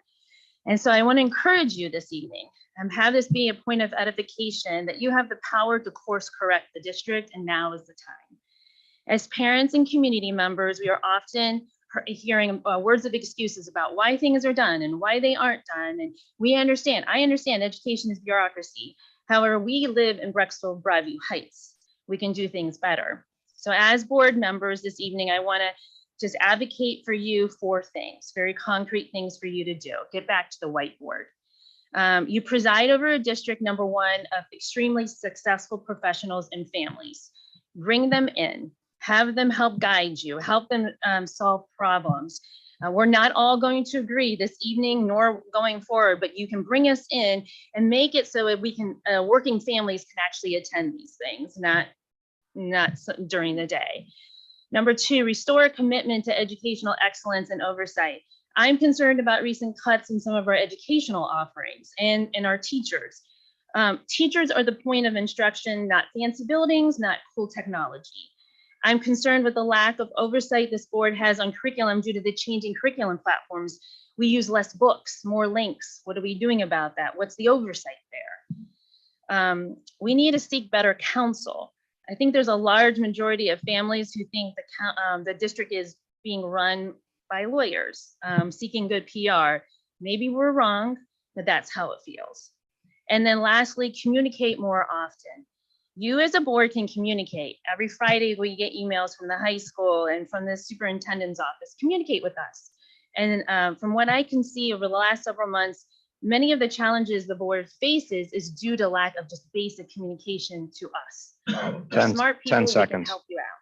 What's that? 10 seconds. Oh, so I'm here. I thank you again for your service. This is an important time in your tenure as you choose your next leader, our next leader. So, but if this can be a time for change for good for the district.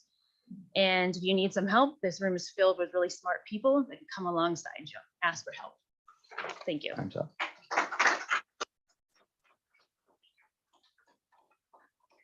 Thank you for your comments. Kathy Boff.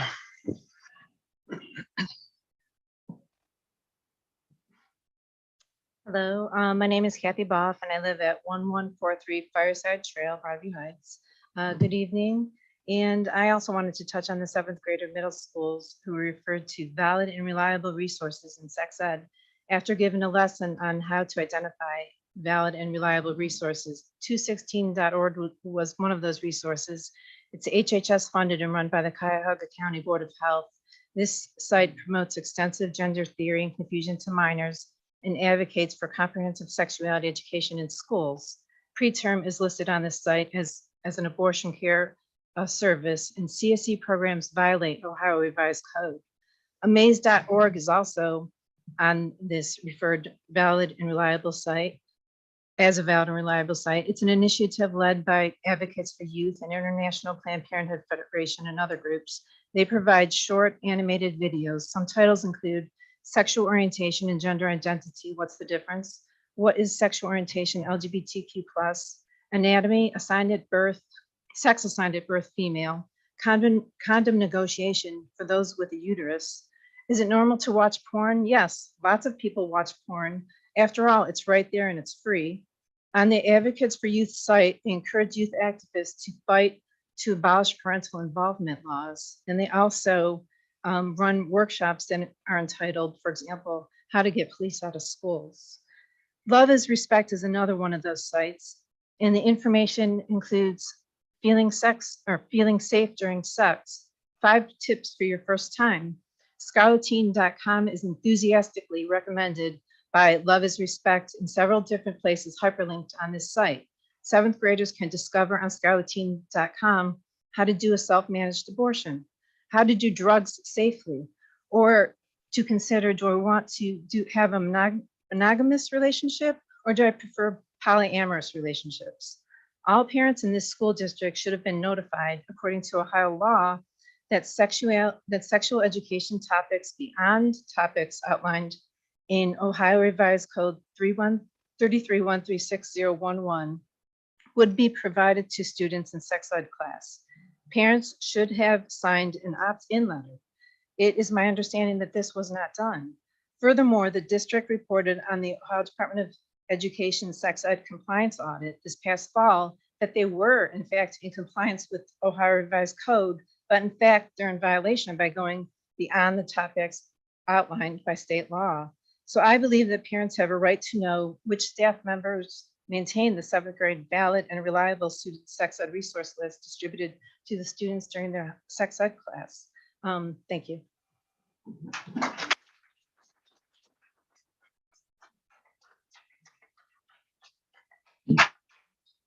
Thank you for your comments. Jan Lucas.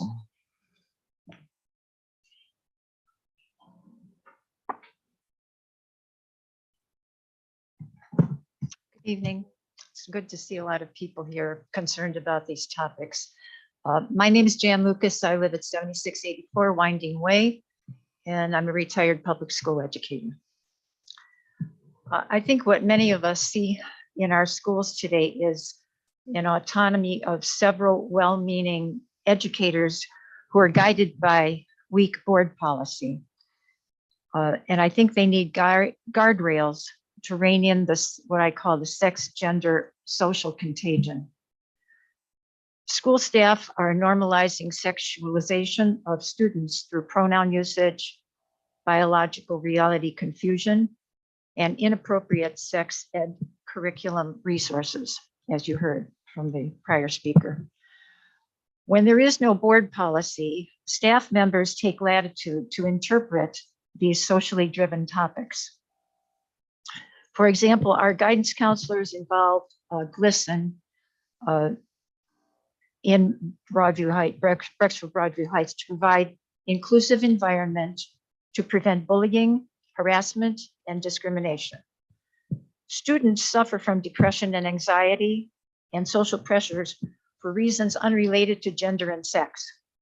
Yet our school system chose an LGBTQ template to remedy psychological problems that are not caused, but now implied by gender. This lacks common sense and defies logic. Children need real help from unbiased mental health professionals and guidance counselors. This community wants a board and administration who, number one, promote academic excellence, not social activism. Number two, believe in truth and transparency.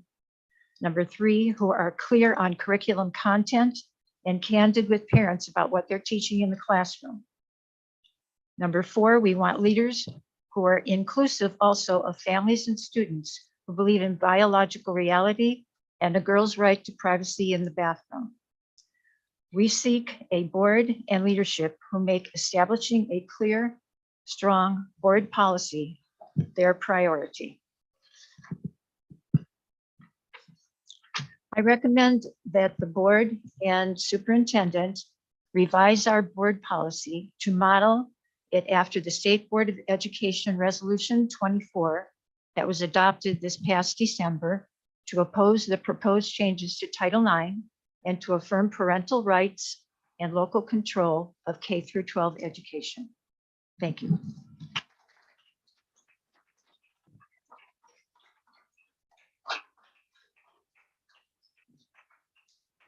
Thank you for your comments. Greg Cunningham.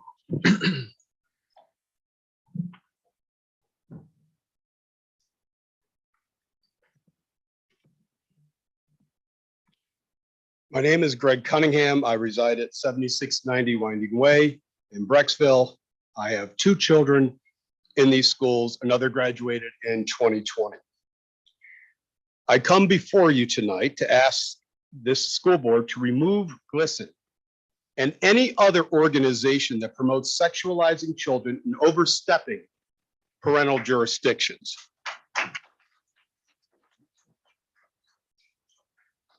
Let me be clear. We will not sacrifice our children on the altar of political expediency.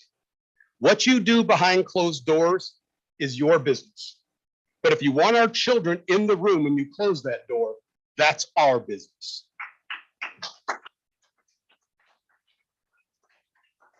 Everything done under the auspices of thus saith the government.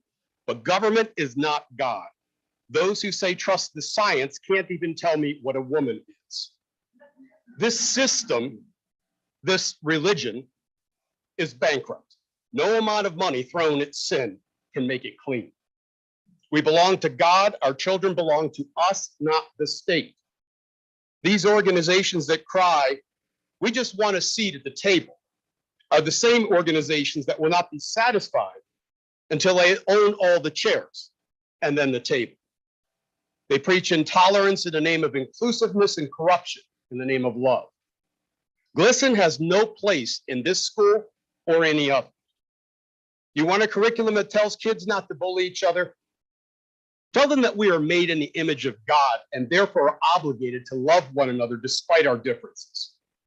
If the children's well-being and best interest is your chief aim, then this organization is clearly off target. Isaiah 5:20 says, "Woe to them that call evil good and good evil." And Proverbs 11:2 says, "When pride comes, then comes shame, but with humble is wisdom."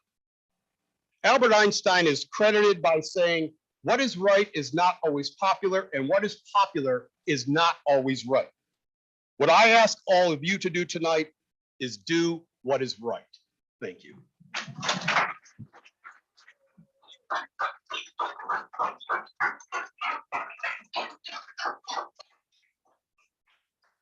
Thank you for your comments. Jennifer Spear.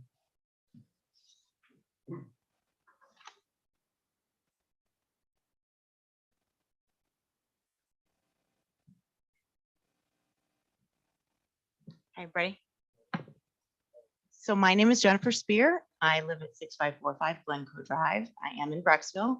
I've put 2 kids through the district.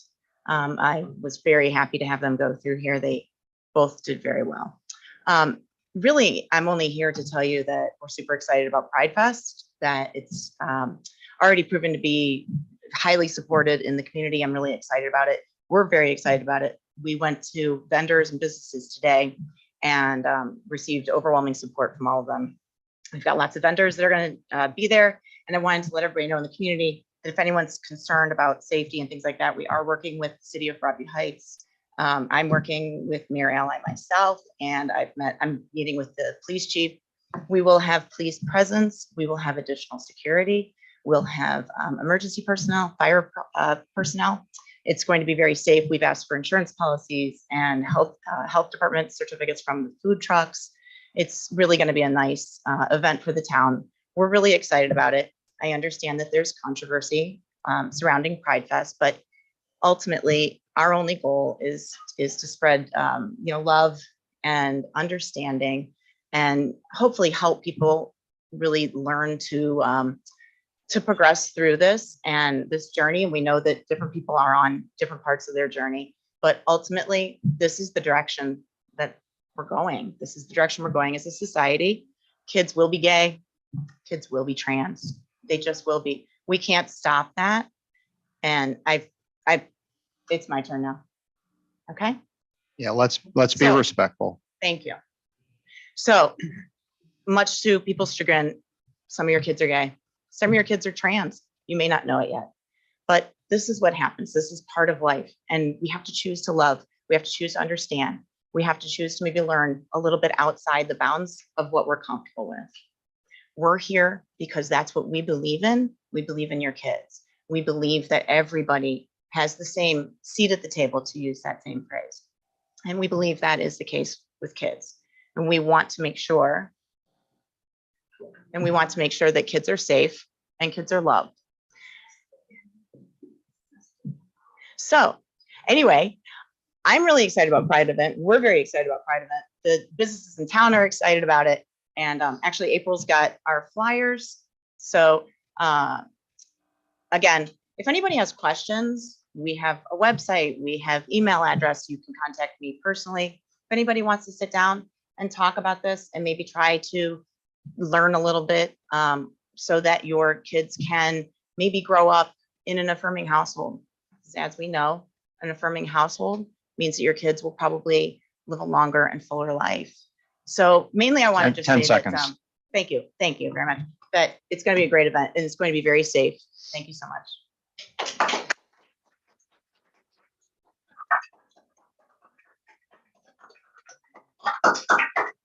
Emily Midgley. Thank you for your comments.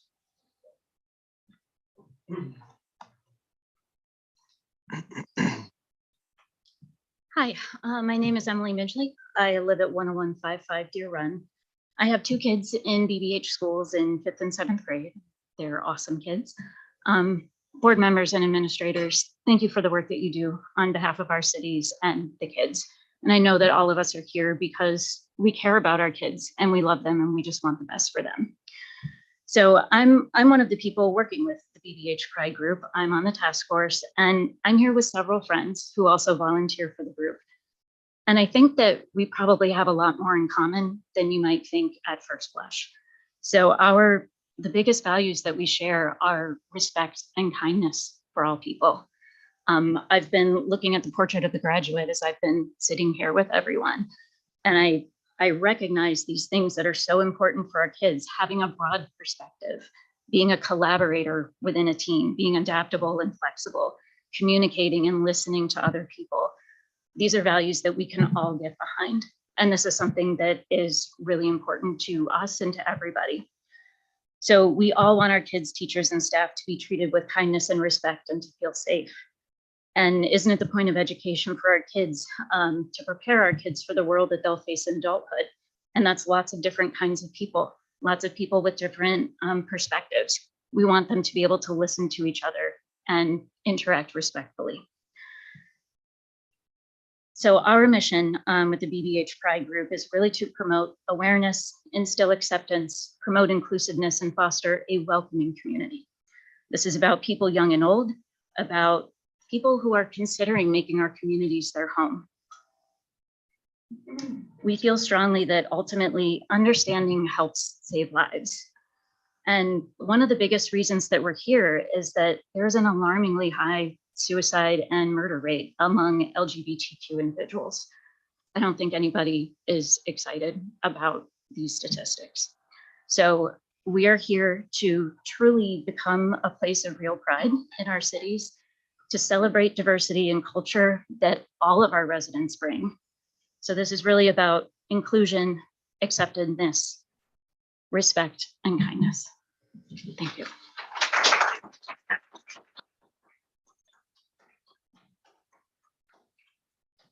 Thank you for your comments. Reverend John King.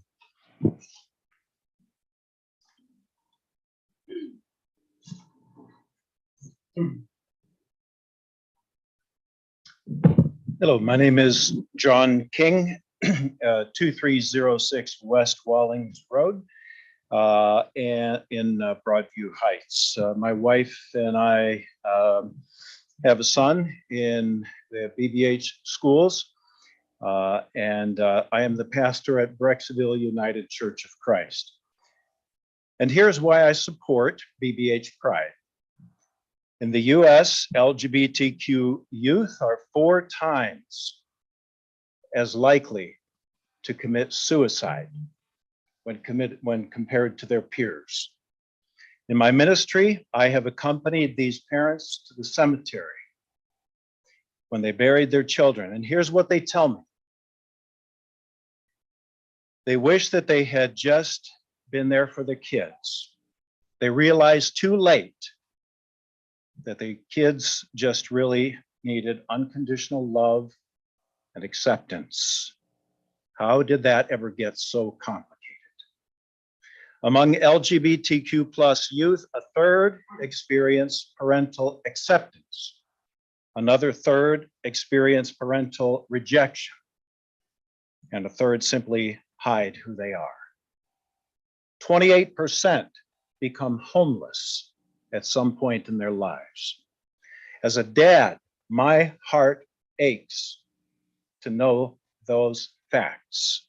And I want my kids to know that I love them, I accept them no matter who they are, no matter who they love.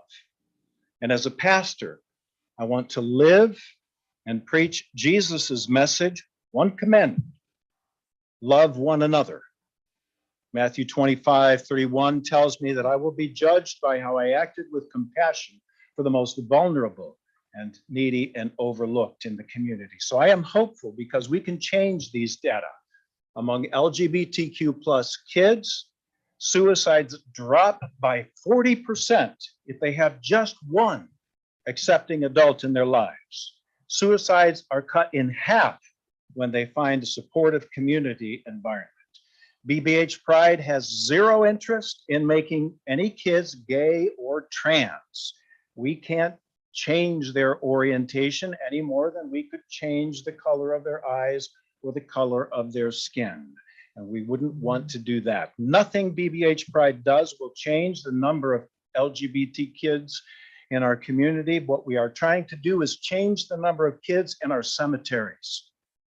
We are trying to increase the number of kids who will grow into healthy and confident citizens. I believe in my heart that every person in this room wants our kids 10 to be seconds. healthy, happy, and confident, who know that they are loved, who know that they are accepted.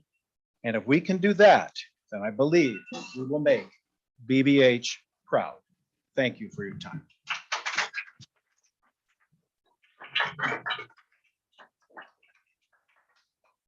Thank you for your comments. David Tryon.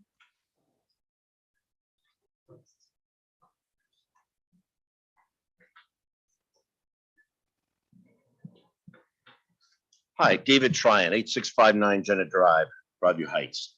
So I left this community temporarily about 4 years ago, went to work in the Department of Education in Washington, DC, was the deputy assistant,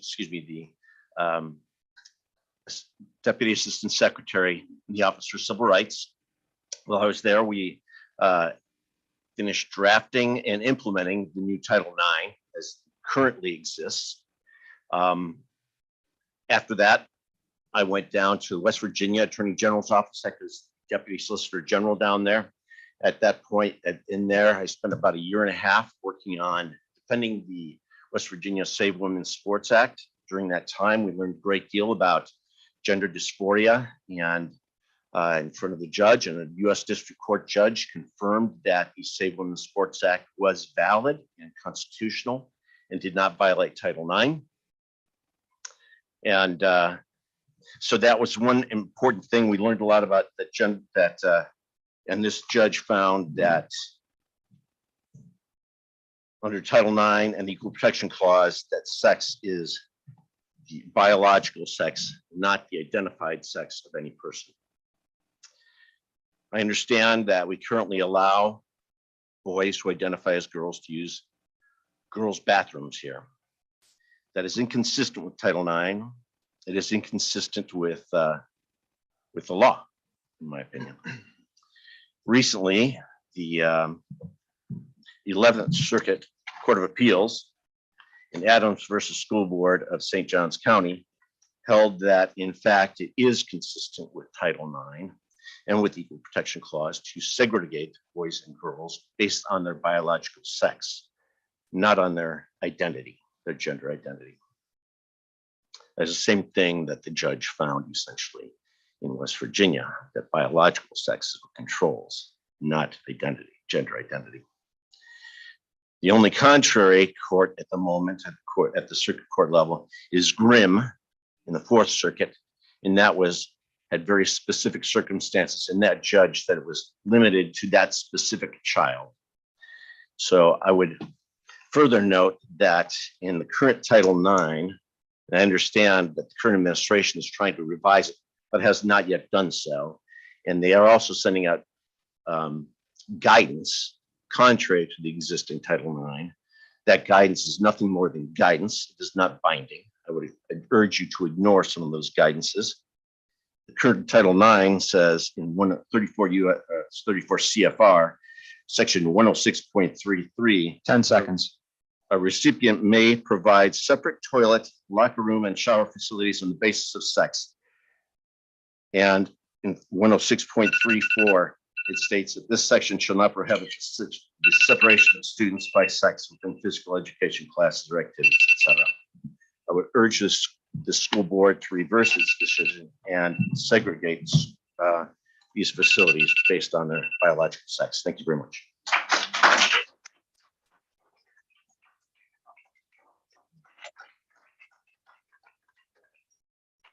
Thank you for your comments. Sam Lupica.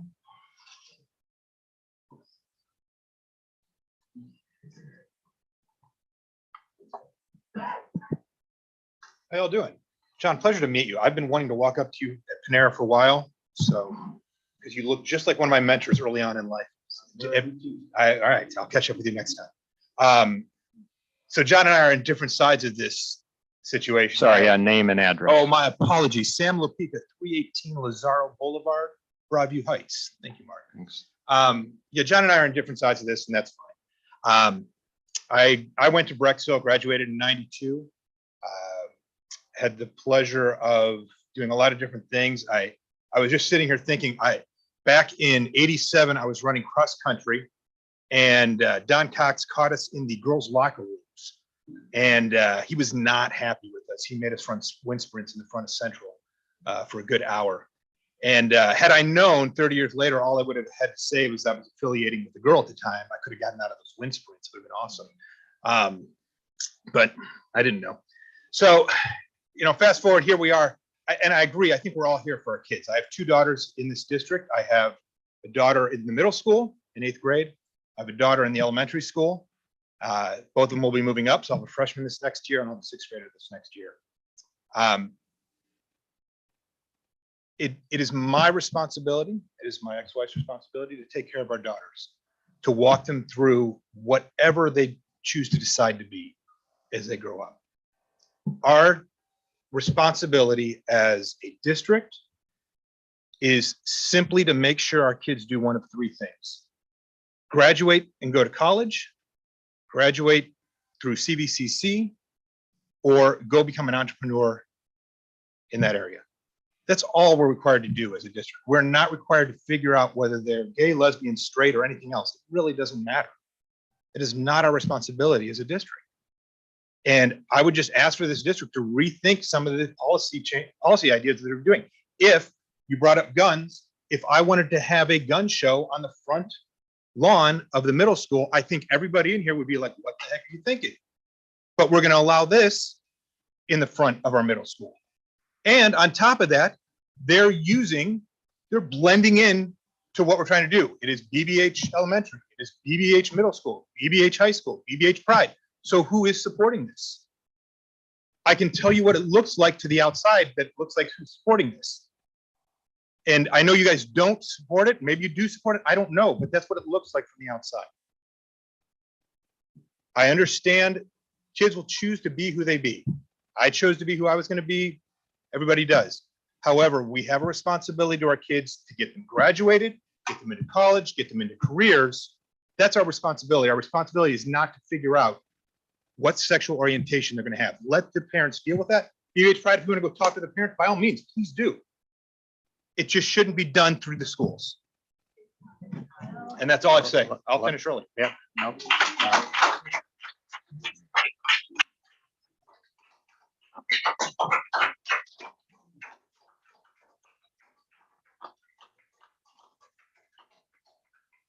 Gordon Gibb, thank you for your comments.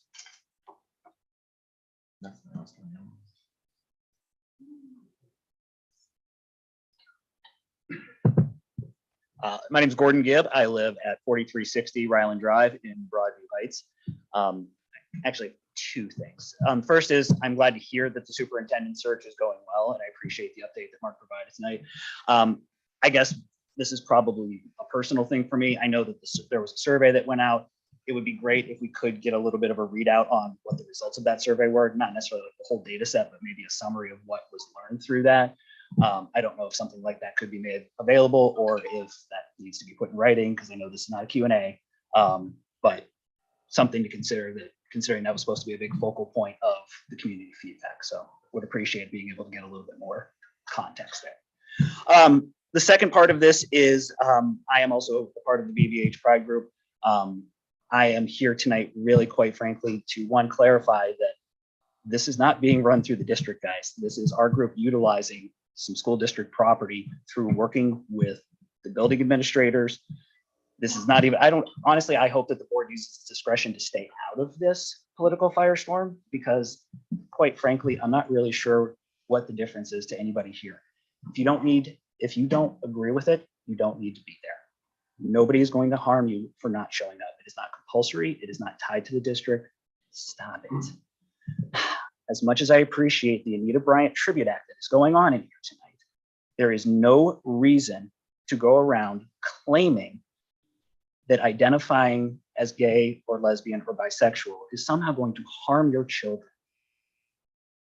Thank you.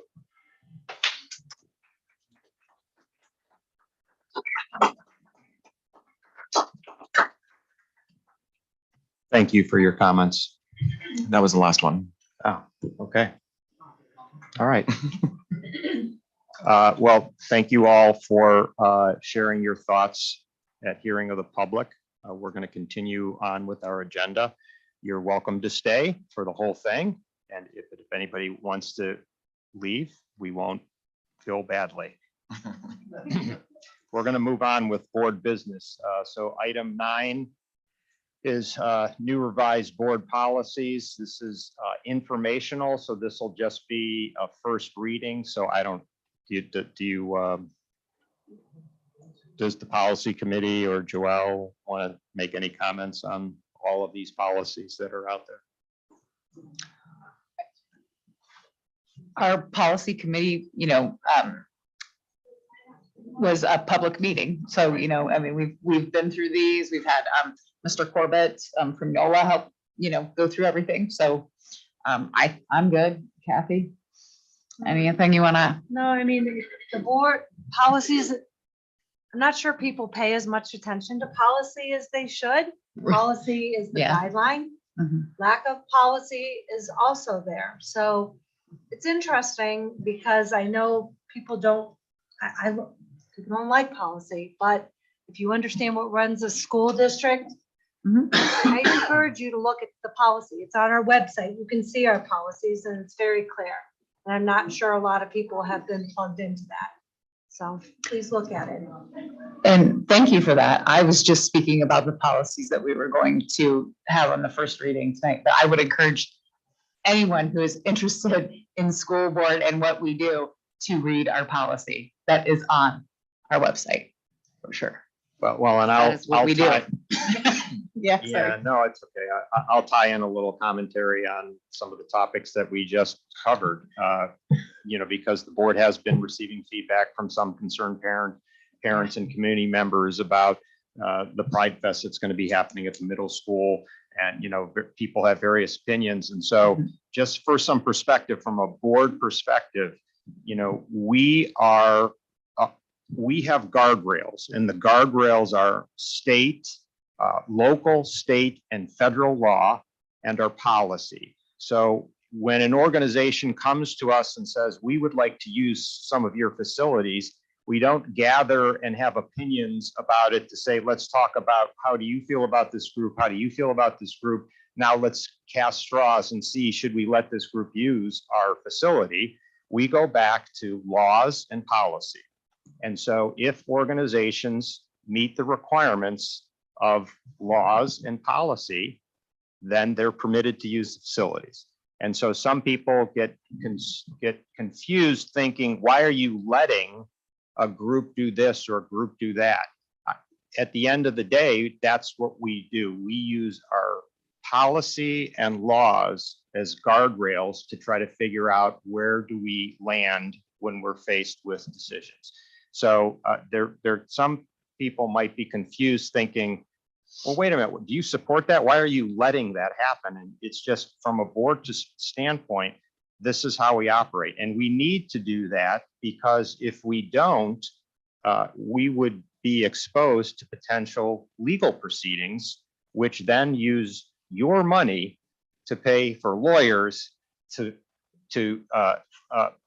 try to defend our position. So the more that we stay within our guardrails of policy and law, the less likely we're going to incur legal expenses and spend taxpayer money on lawyers instead of on students. Okay. That was a very interesting comment and not on the agenda, but I appreciate it and I let you finish. Oh, okay. It was about Okay, policy so and our job is to it- educate. yeah, So it I was- would disagree. Yeah, it was tied into policy and it was tied into the prior comment. So, okay. The only comment I have related to the policy at this time is that I will be sending a list of questions about current policies and the practices of how we are implementing these policies. So I don't have those, I mean, I have them written out, but I didn't want to send them immediately before the board meeting, so I will be sending those after the board meeting. Thank you. All right, we're going to move on to item 10, superintendent's other business. Item A, resolve to approve early retirement incentive resolution as attached. Item B, resolve to approve high school 2023 robotics world championship trip. Item C, resolve to approve high school 2023 AP environmental camping trip. Item D, resolve to approve foreign exchange student for the 2023-2024 school year. Item E, resolve to approve the MOU as attached. Item F, resolve to approve superintendent's other business items A through E. May I have a motion? So moved. I have a question about the robotics. Because it's already Occurring right now. Yeah. They're in Dallas right now. Yeah, I mean, unfortunately, some of these time up, our meetings are after the fact and they don't qualify. And so then when they qualify, it's, you know, it's before then a board meeting, you have a chance to board approve it. So yes, it's on here. Back at the organizational meeting though, the board gives the superintendent authority to allow such things, but we want to make it a formal action on the board agenda. Joelle, are you able to walk us through quickly these items?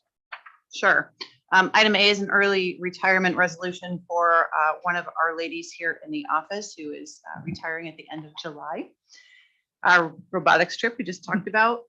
The AP environmental camping trip is scheduled for May 23rd and 24th. So with our AP science kids to go. Item D is a foreign exchange student. We typically accept one foreign exchange student per school year. So this is the resolution to accept that foreign exchange student for the following school year. And our EMIS coordinator MOU, just a little history on that. When I first started 7 years ago, our EMIS coordinator was part of the classified work group. That should not be the case because as an EMIS coordinator, they control all of the data and all of the money in the district. And so we pulled that person out. That person had previous EMIS experience in a district before, which she was never given credit for. So we're just creating this MOU to give her credit for that experience that she had prior to being pulled out of the classified union. Any questions or comments? On classified, I would just, Well, we're not on 11, Oh, we're on okay. 10. We Okay. can get there. I want to say something.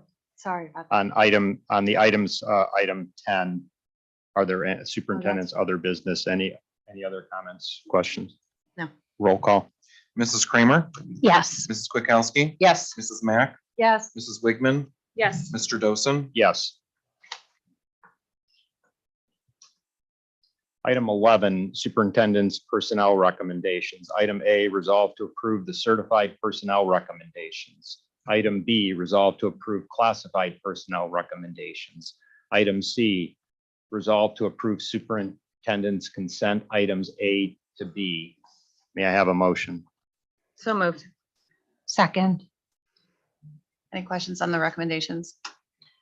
Can we, No, I have a comment. can we pull them up let's just make sure We're solid. we're all seeing what's in the spreadsheet. We were shared this earlier, but we had a case where it got changed last minute once and we didn't realize it. Yeah. Okay. Can we bring up the classified also? Oops.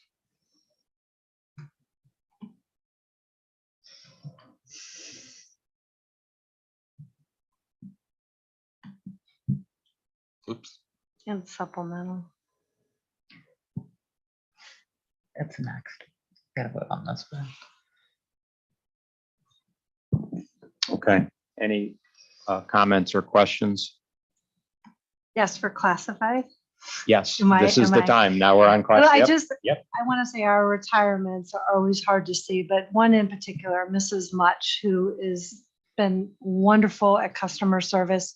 If you've ever called the high school, if you, and I had a child who was really not, had a hard time, and she was nothing but kind. So every time I called attendance, you have this as much, and there's certain people that are special, and that whole family's special, but I am sad to see her go because she really added that wonderful customer service and feeling to Brecksville that I think at the time, I know a lot of us have come to really love. So, yeah. Other questions or comments? No. Roll call. Mrs. Kramer, Yes. Mrs. Kwiatkowski, Yes. Mrs. Mack, Yes. Mrs. Wigman, Yes. Mr. Dosen. Yes.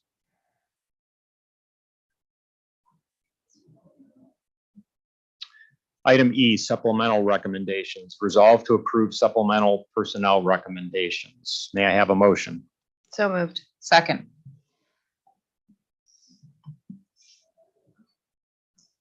Maybe. There's no relatives in here of board members, are there? Yes. So we abstaining. Oh, okay.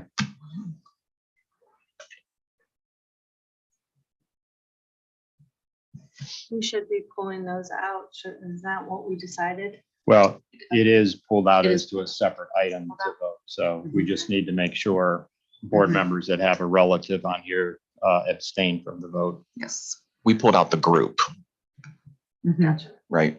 Yeah. We were not pulling out just the person. We were just pulling out the group. Is the understanding? Okay. Right. Just want to make sure. Any questions or comments? Okay, everybody know how they're voting?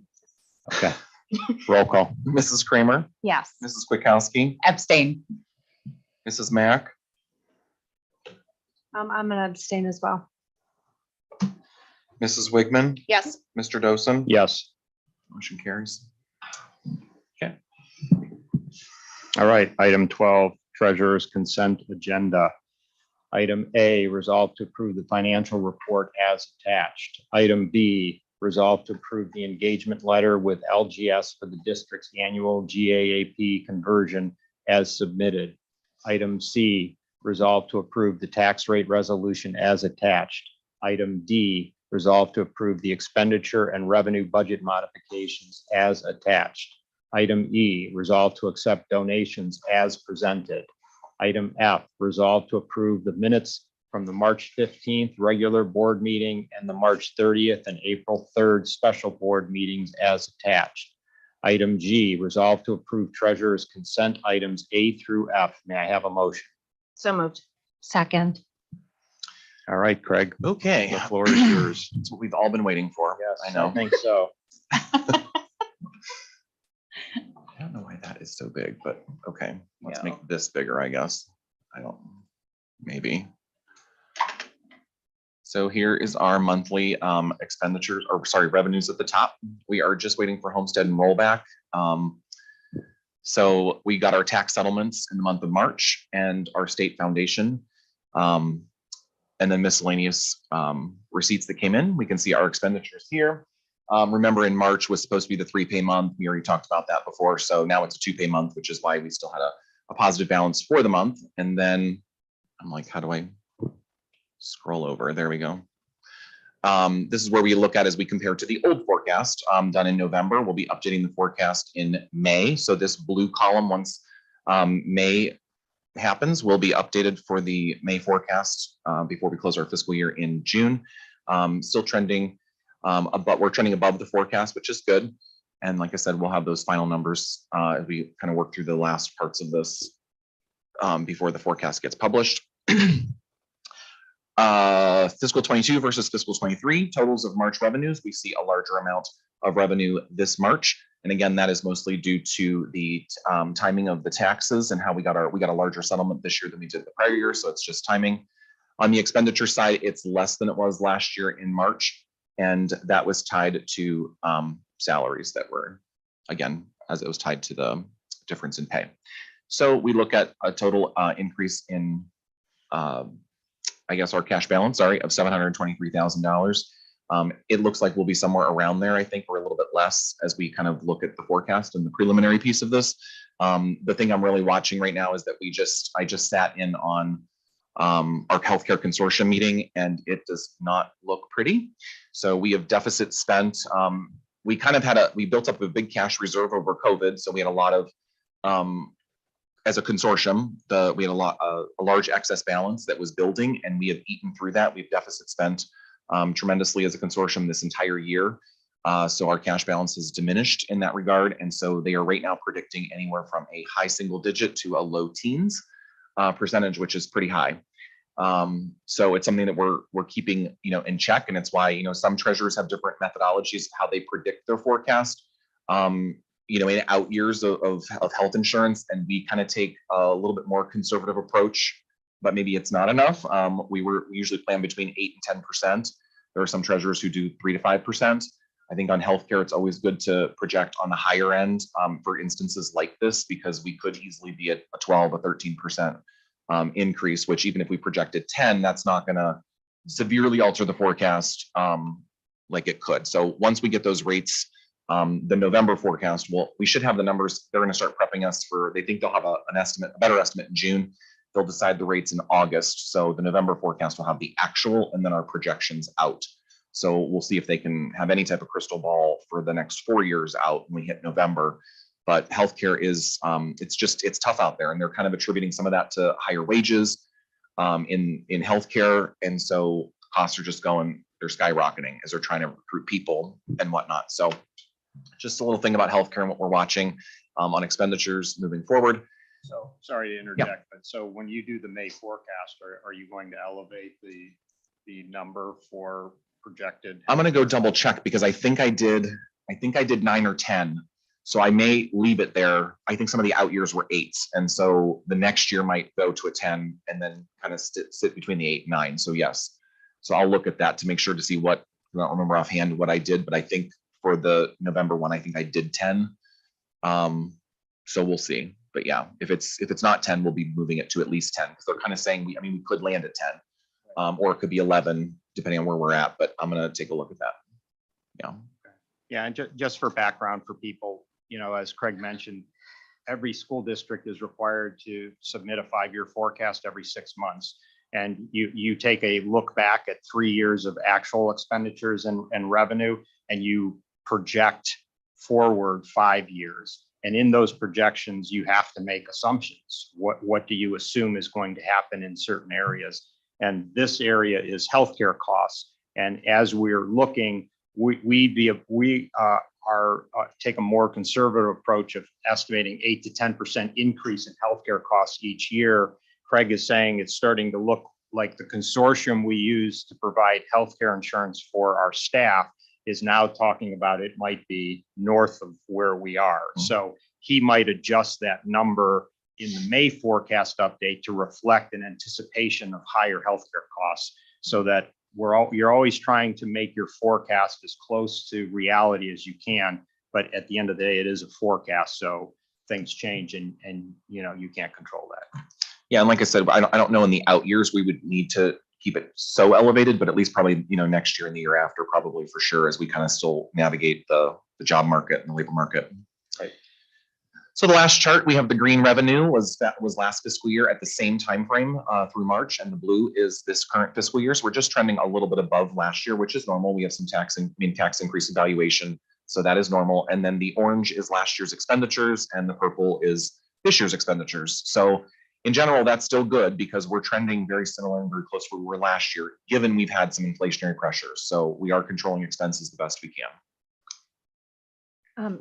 Craig, I have a question. Sure. Last year, and you provided us a couple of reports throughout the year as the legislation was going through the Ohio House and Senate, but the law governing tax challenges had changed, and it was going to make it more challenging for school districts to get involved in monitoring appraisals. And I just do we have a law firm that's monitoring that? And have we noticed any detrimental effect on the district yet, or is it too soon? So we do. So we have a law firm that does monitor those to make sure that if we do have complaints that would be eligible, we can still file those complaints, although it's very, very difficult. They are putting together an actual number. We want to kind of let's see how this plays out. So they are kind of monitoring that so we can look at, see what the real, I mean, I presented like an estimate when we looked back if House Bill 126 had been in play. And now we're going to be looking at actual numbers and property sales moving forward. So they are kind of keeping tabs on it. I'm kind of waiting for more data as we go through that appeals process. So yes, I will be keeping that at the forefront because that is going to be lost revenue. And when we looked at that estimate, it could be potentially, $100,000, $200,000.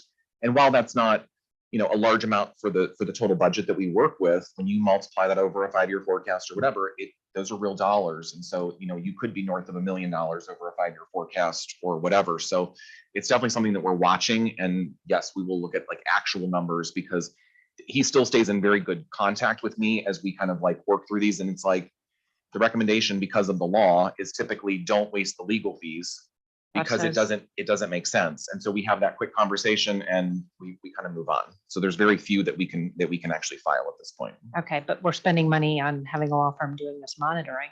Yes, but it's not as much as what it was just because they're doing quick check-ins. So it's pretty minimal compared to what it used to be because it does cost money to fight some of those challenges.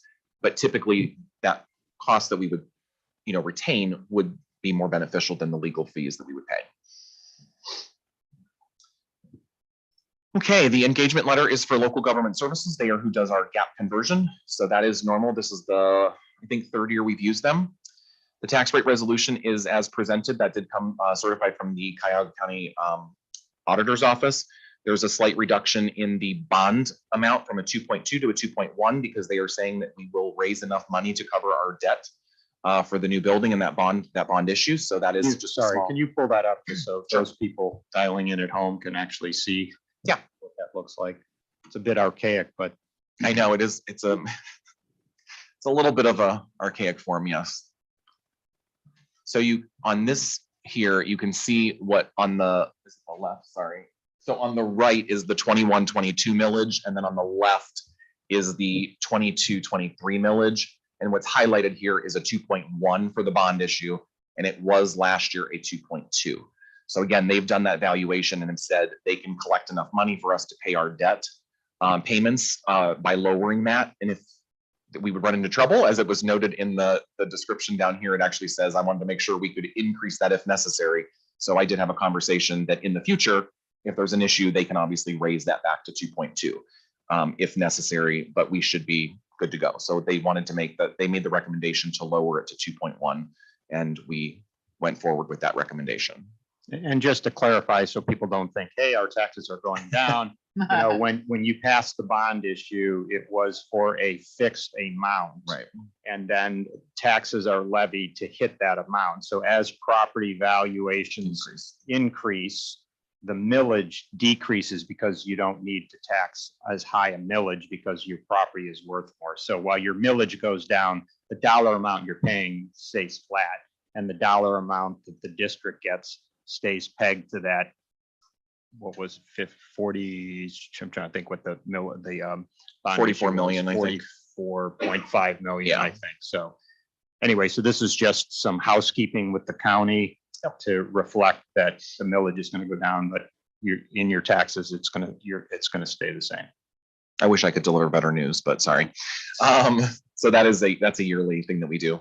The budget modifications, this is basically the board authorizing the amounts that we are receiving more in revenues to kind of align with what we have received, and as well as the expenditure side.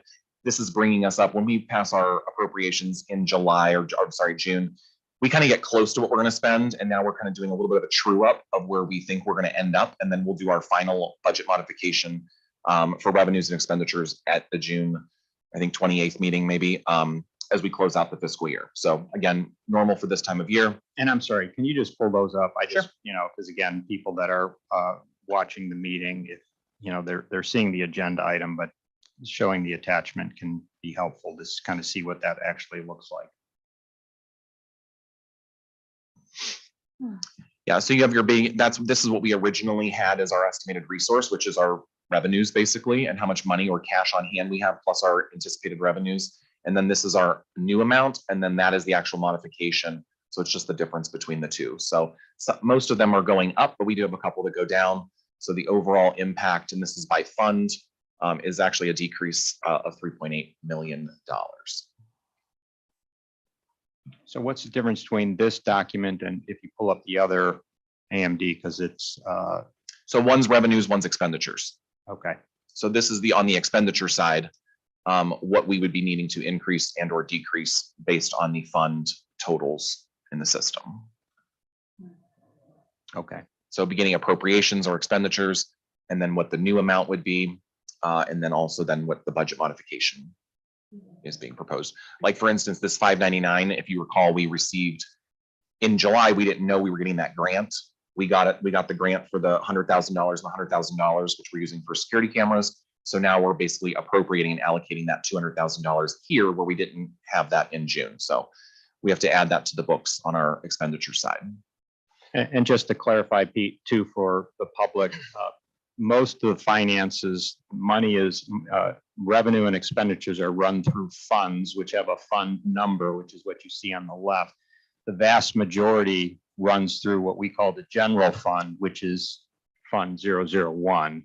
So other funds may have separate revenue and expenditures that are contained just within that fund. Most of what we talk about, so when we talk about going out for an operating levy, that would be to have money come into the general fund, which gets used for anything, salaries, curriculum, whatever. It can be used for any purpose. But that's why you have a number of different fund numbers, and the general fund, the top fund, has the most revenue and expenditures in it. And the forecast only addresses the general fund. Yes. So the forecast, as you look at the 5-year forecast, it's only concerned with the general fund because that's really the main thing. The other funds kind of are self-contained. Yep. Donations are here and as presented. So we had another month of healthy donations. And then the minutes for the last 3 board meetings. Any other questions? Questions or comments? Just another sincere thank you for all those who continue to make donations to our programs. Very much appreciated and certainly helps in offering a lot of the extracurriculars and activities that we're able to offer our students. All right, roll call. Mrs. Kramer? Yes. Mrs. Kwiatkowski? Yes. Mrs. Mack? Yes. Mrs. Wigman? Yes. Mr. Dosen? Yes. Item 13A, announcements. The next regular meeting of the Board of Education is scheduled for May 24th at 7 p.m. Just a heads up, we will be having some additional meetings that will be executive session only. Those pertain to the superintendent search.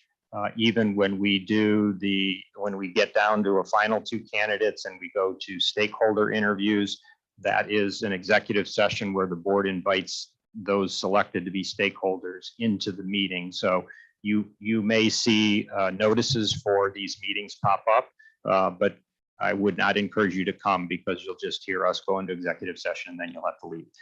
So we will have additional meetings, and that's again to facilitate the search process.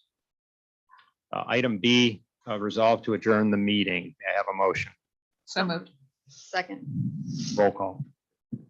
Mrs. Kramer? Yes. Mrs. Kwiatkowski? Yes. Mrs. Mack? Yes. Mrs. Wigman? Yes. Mr. Dosen? Yes.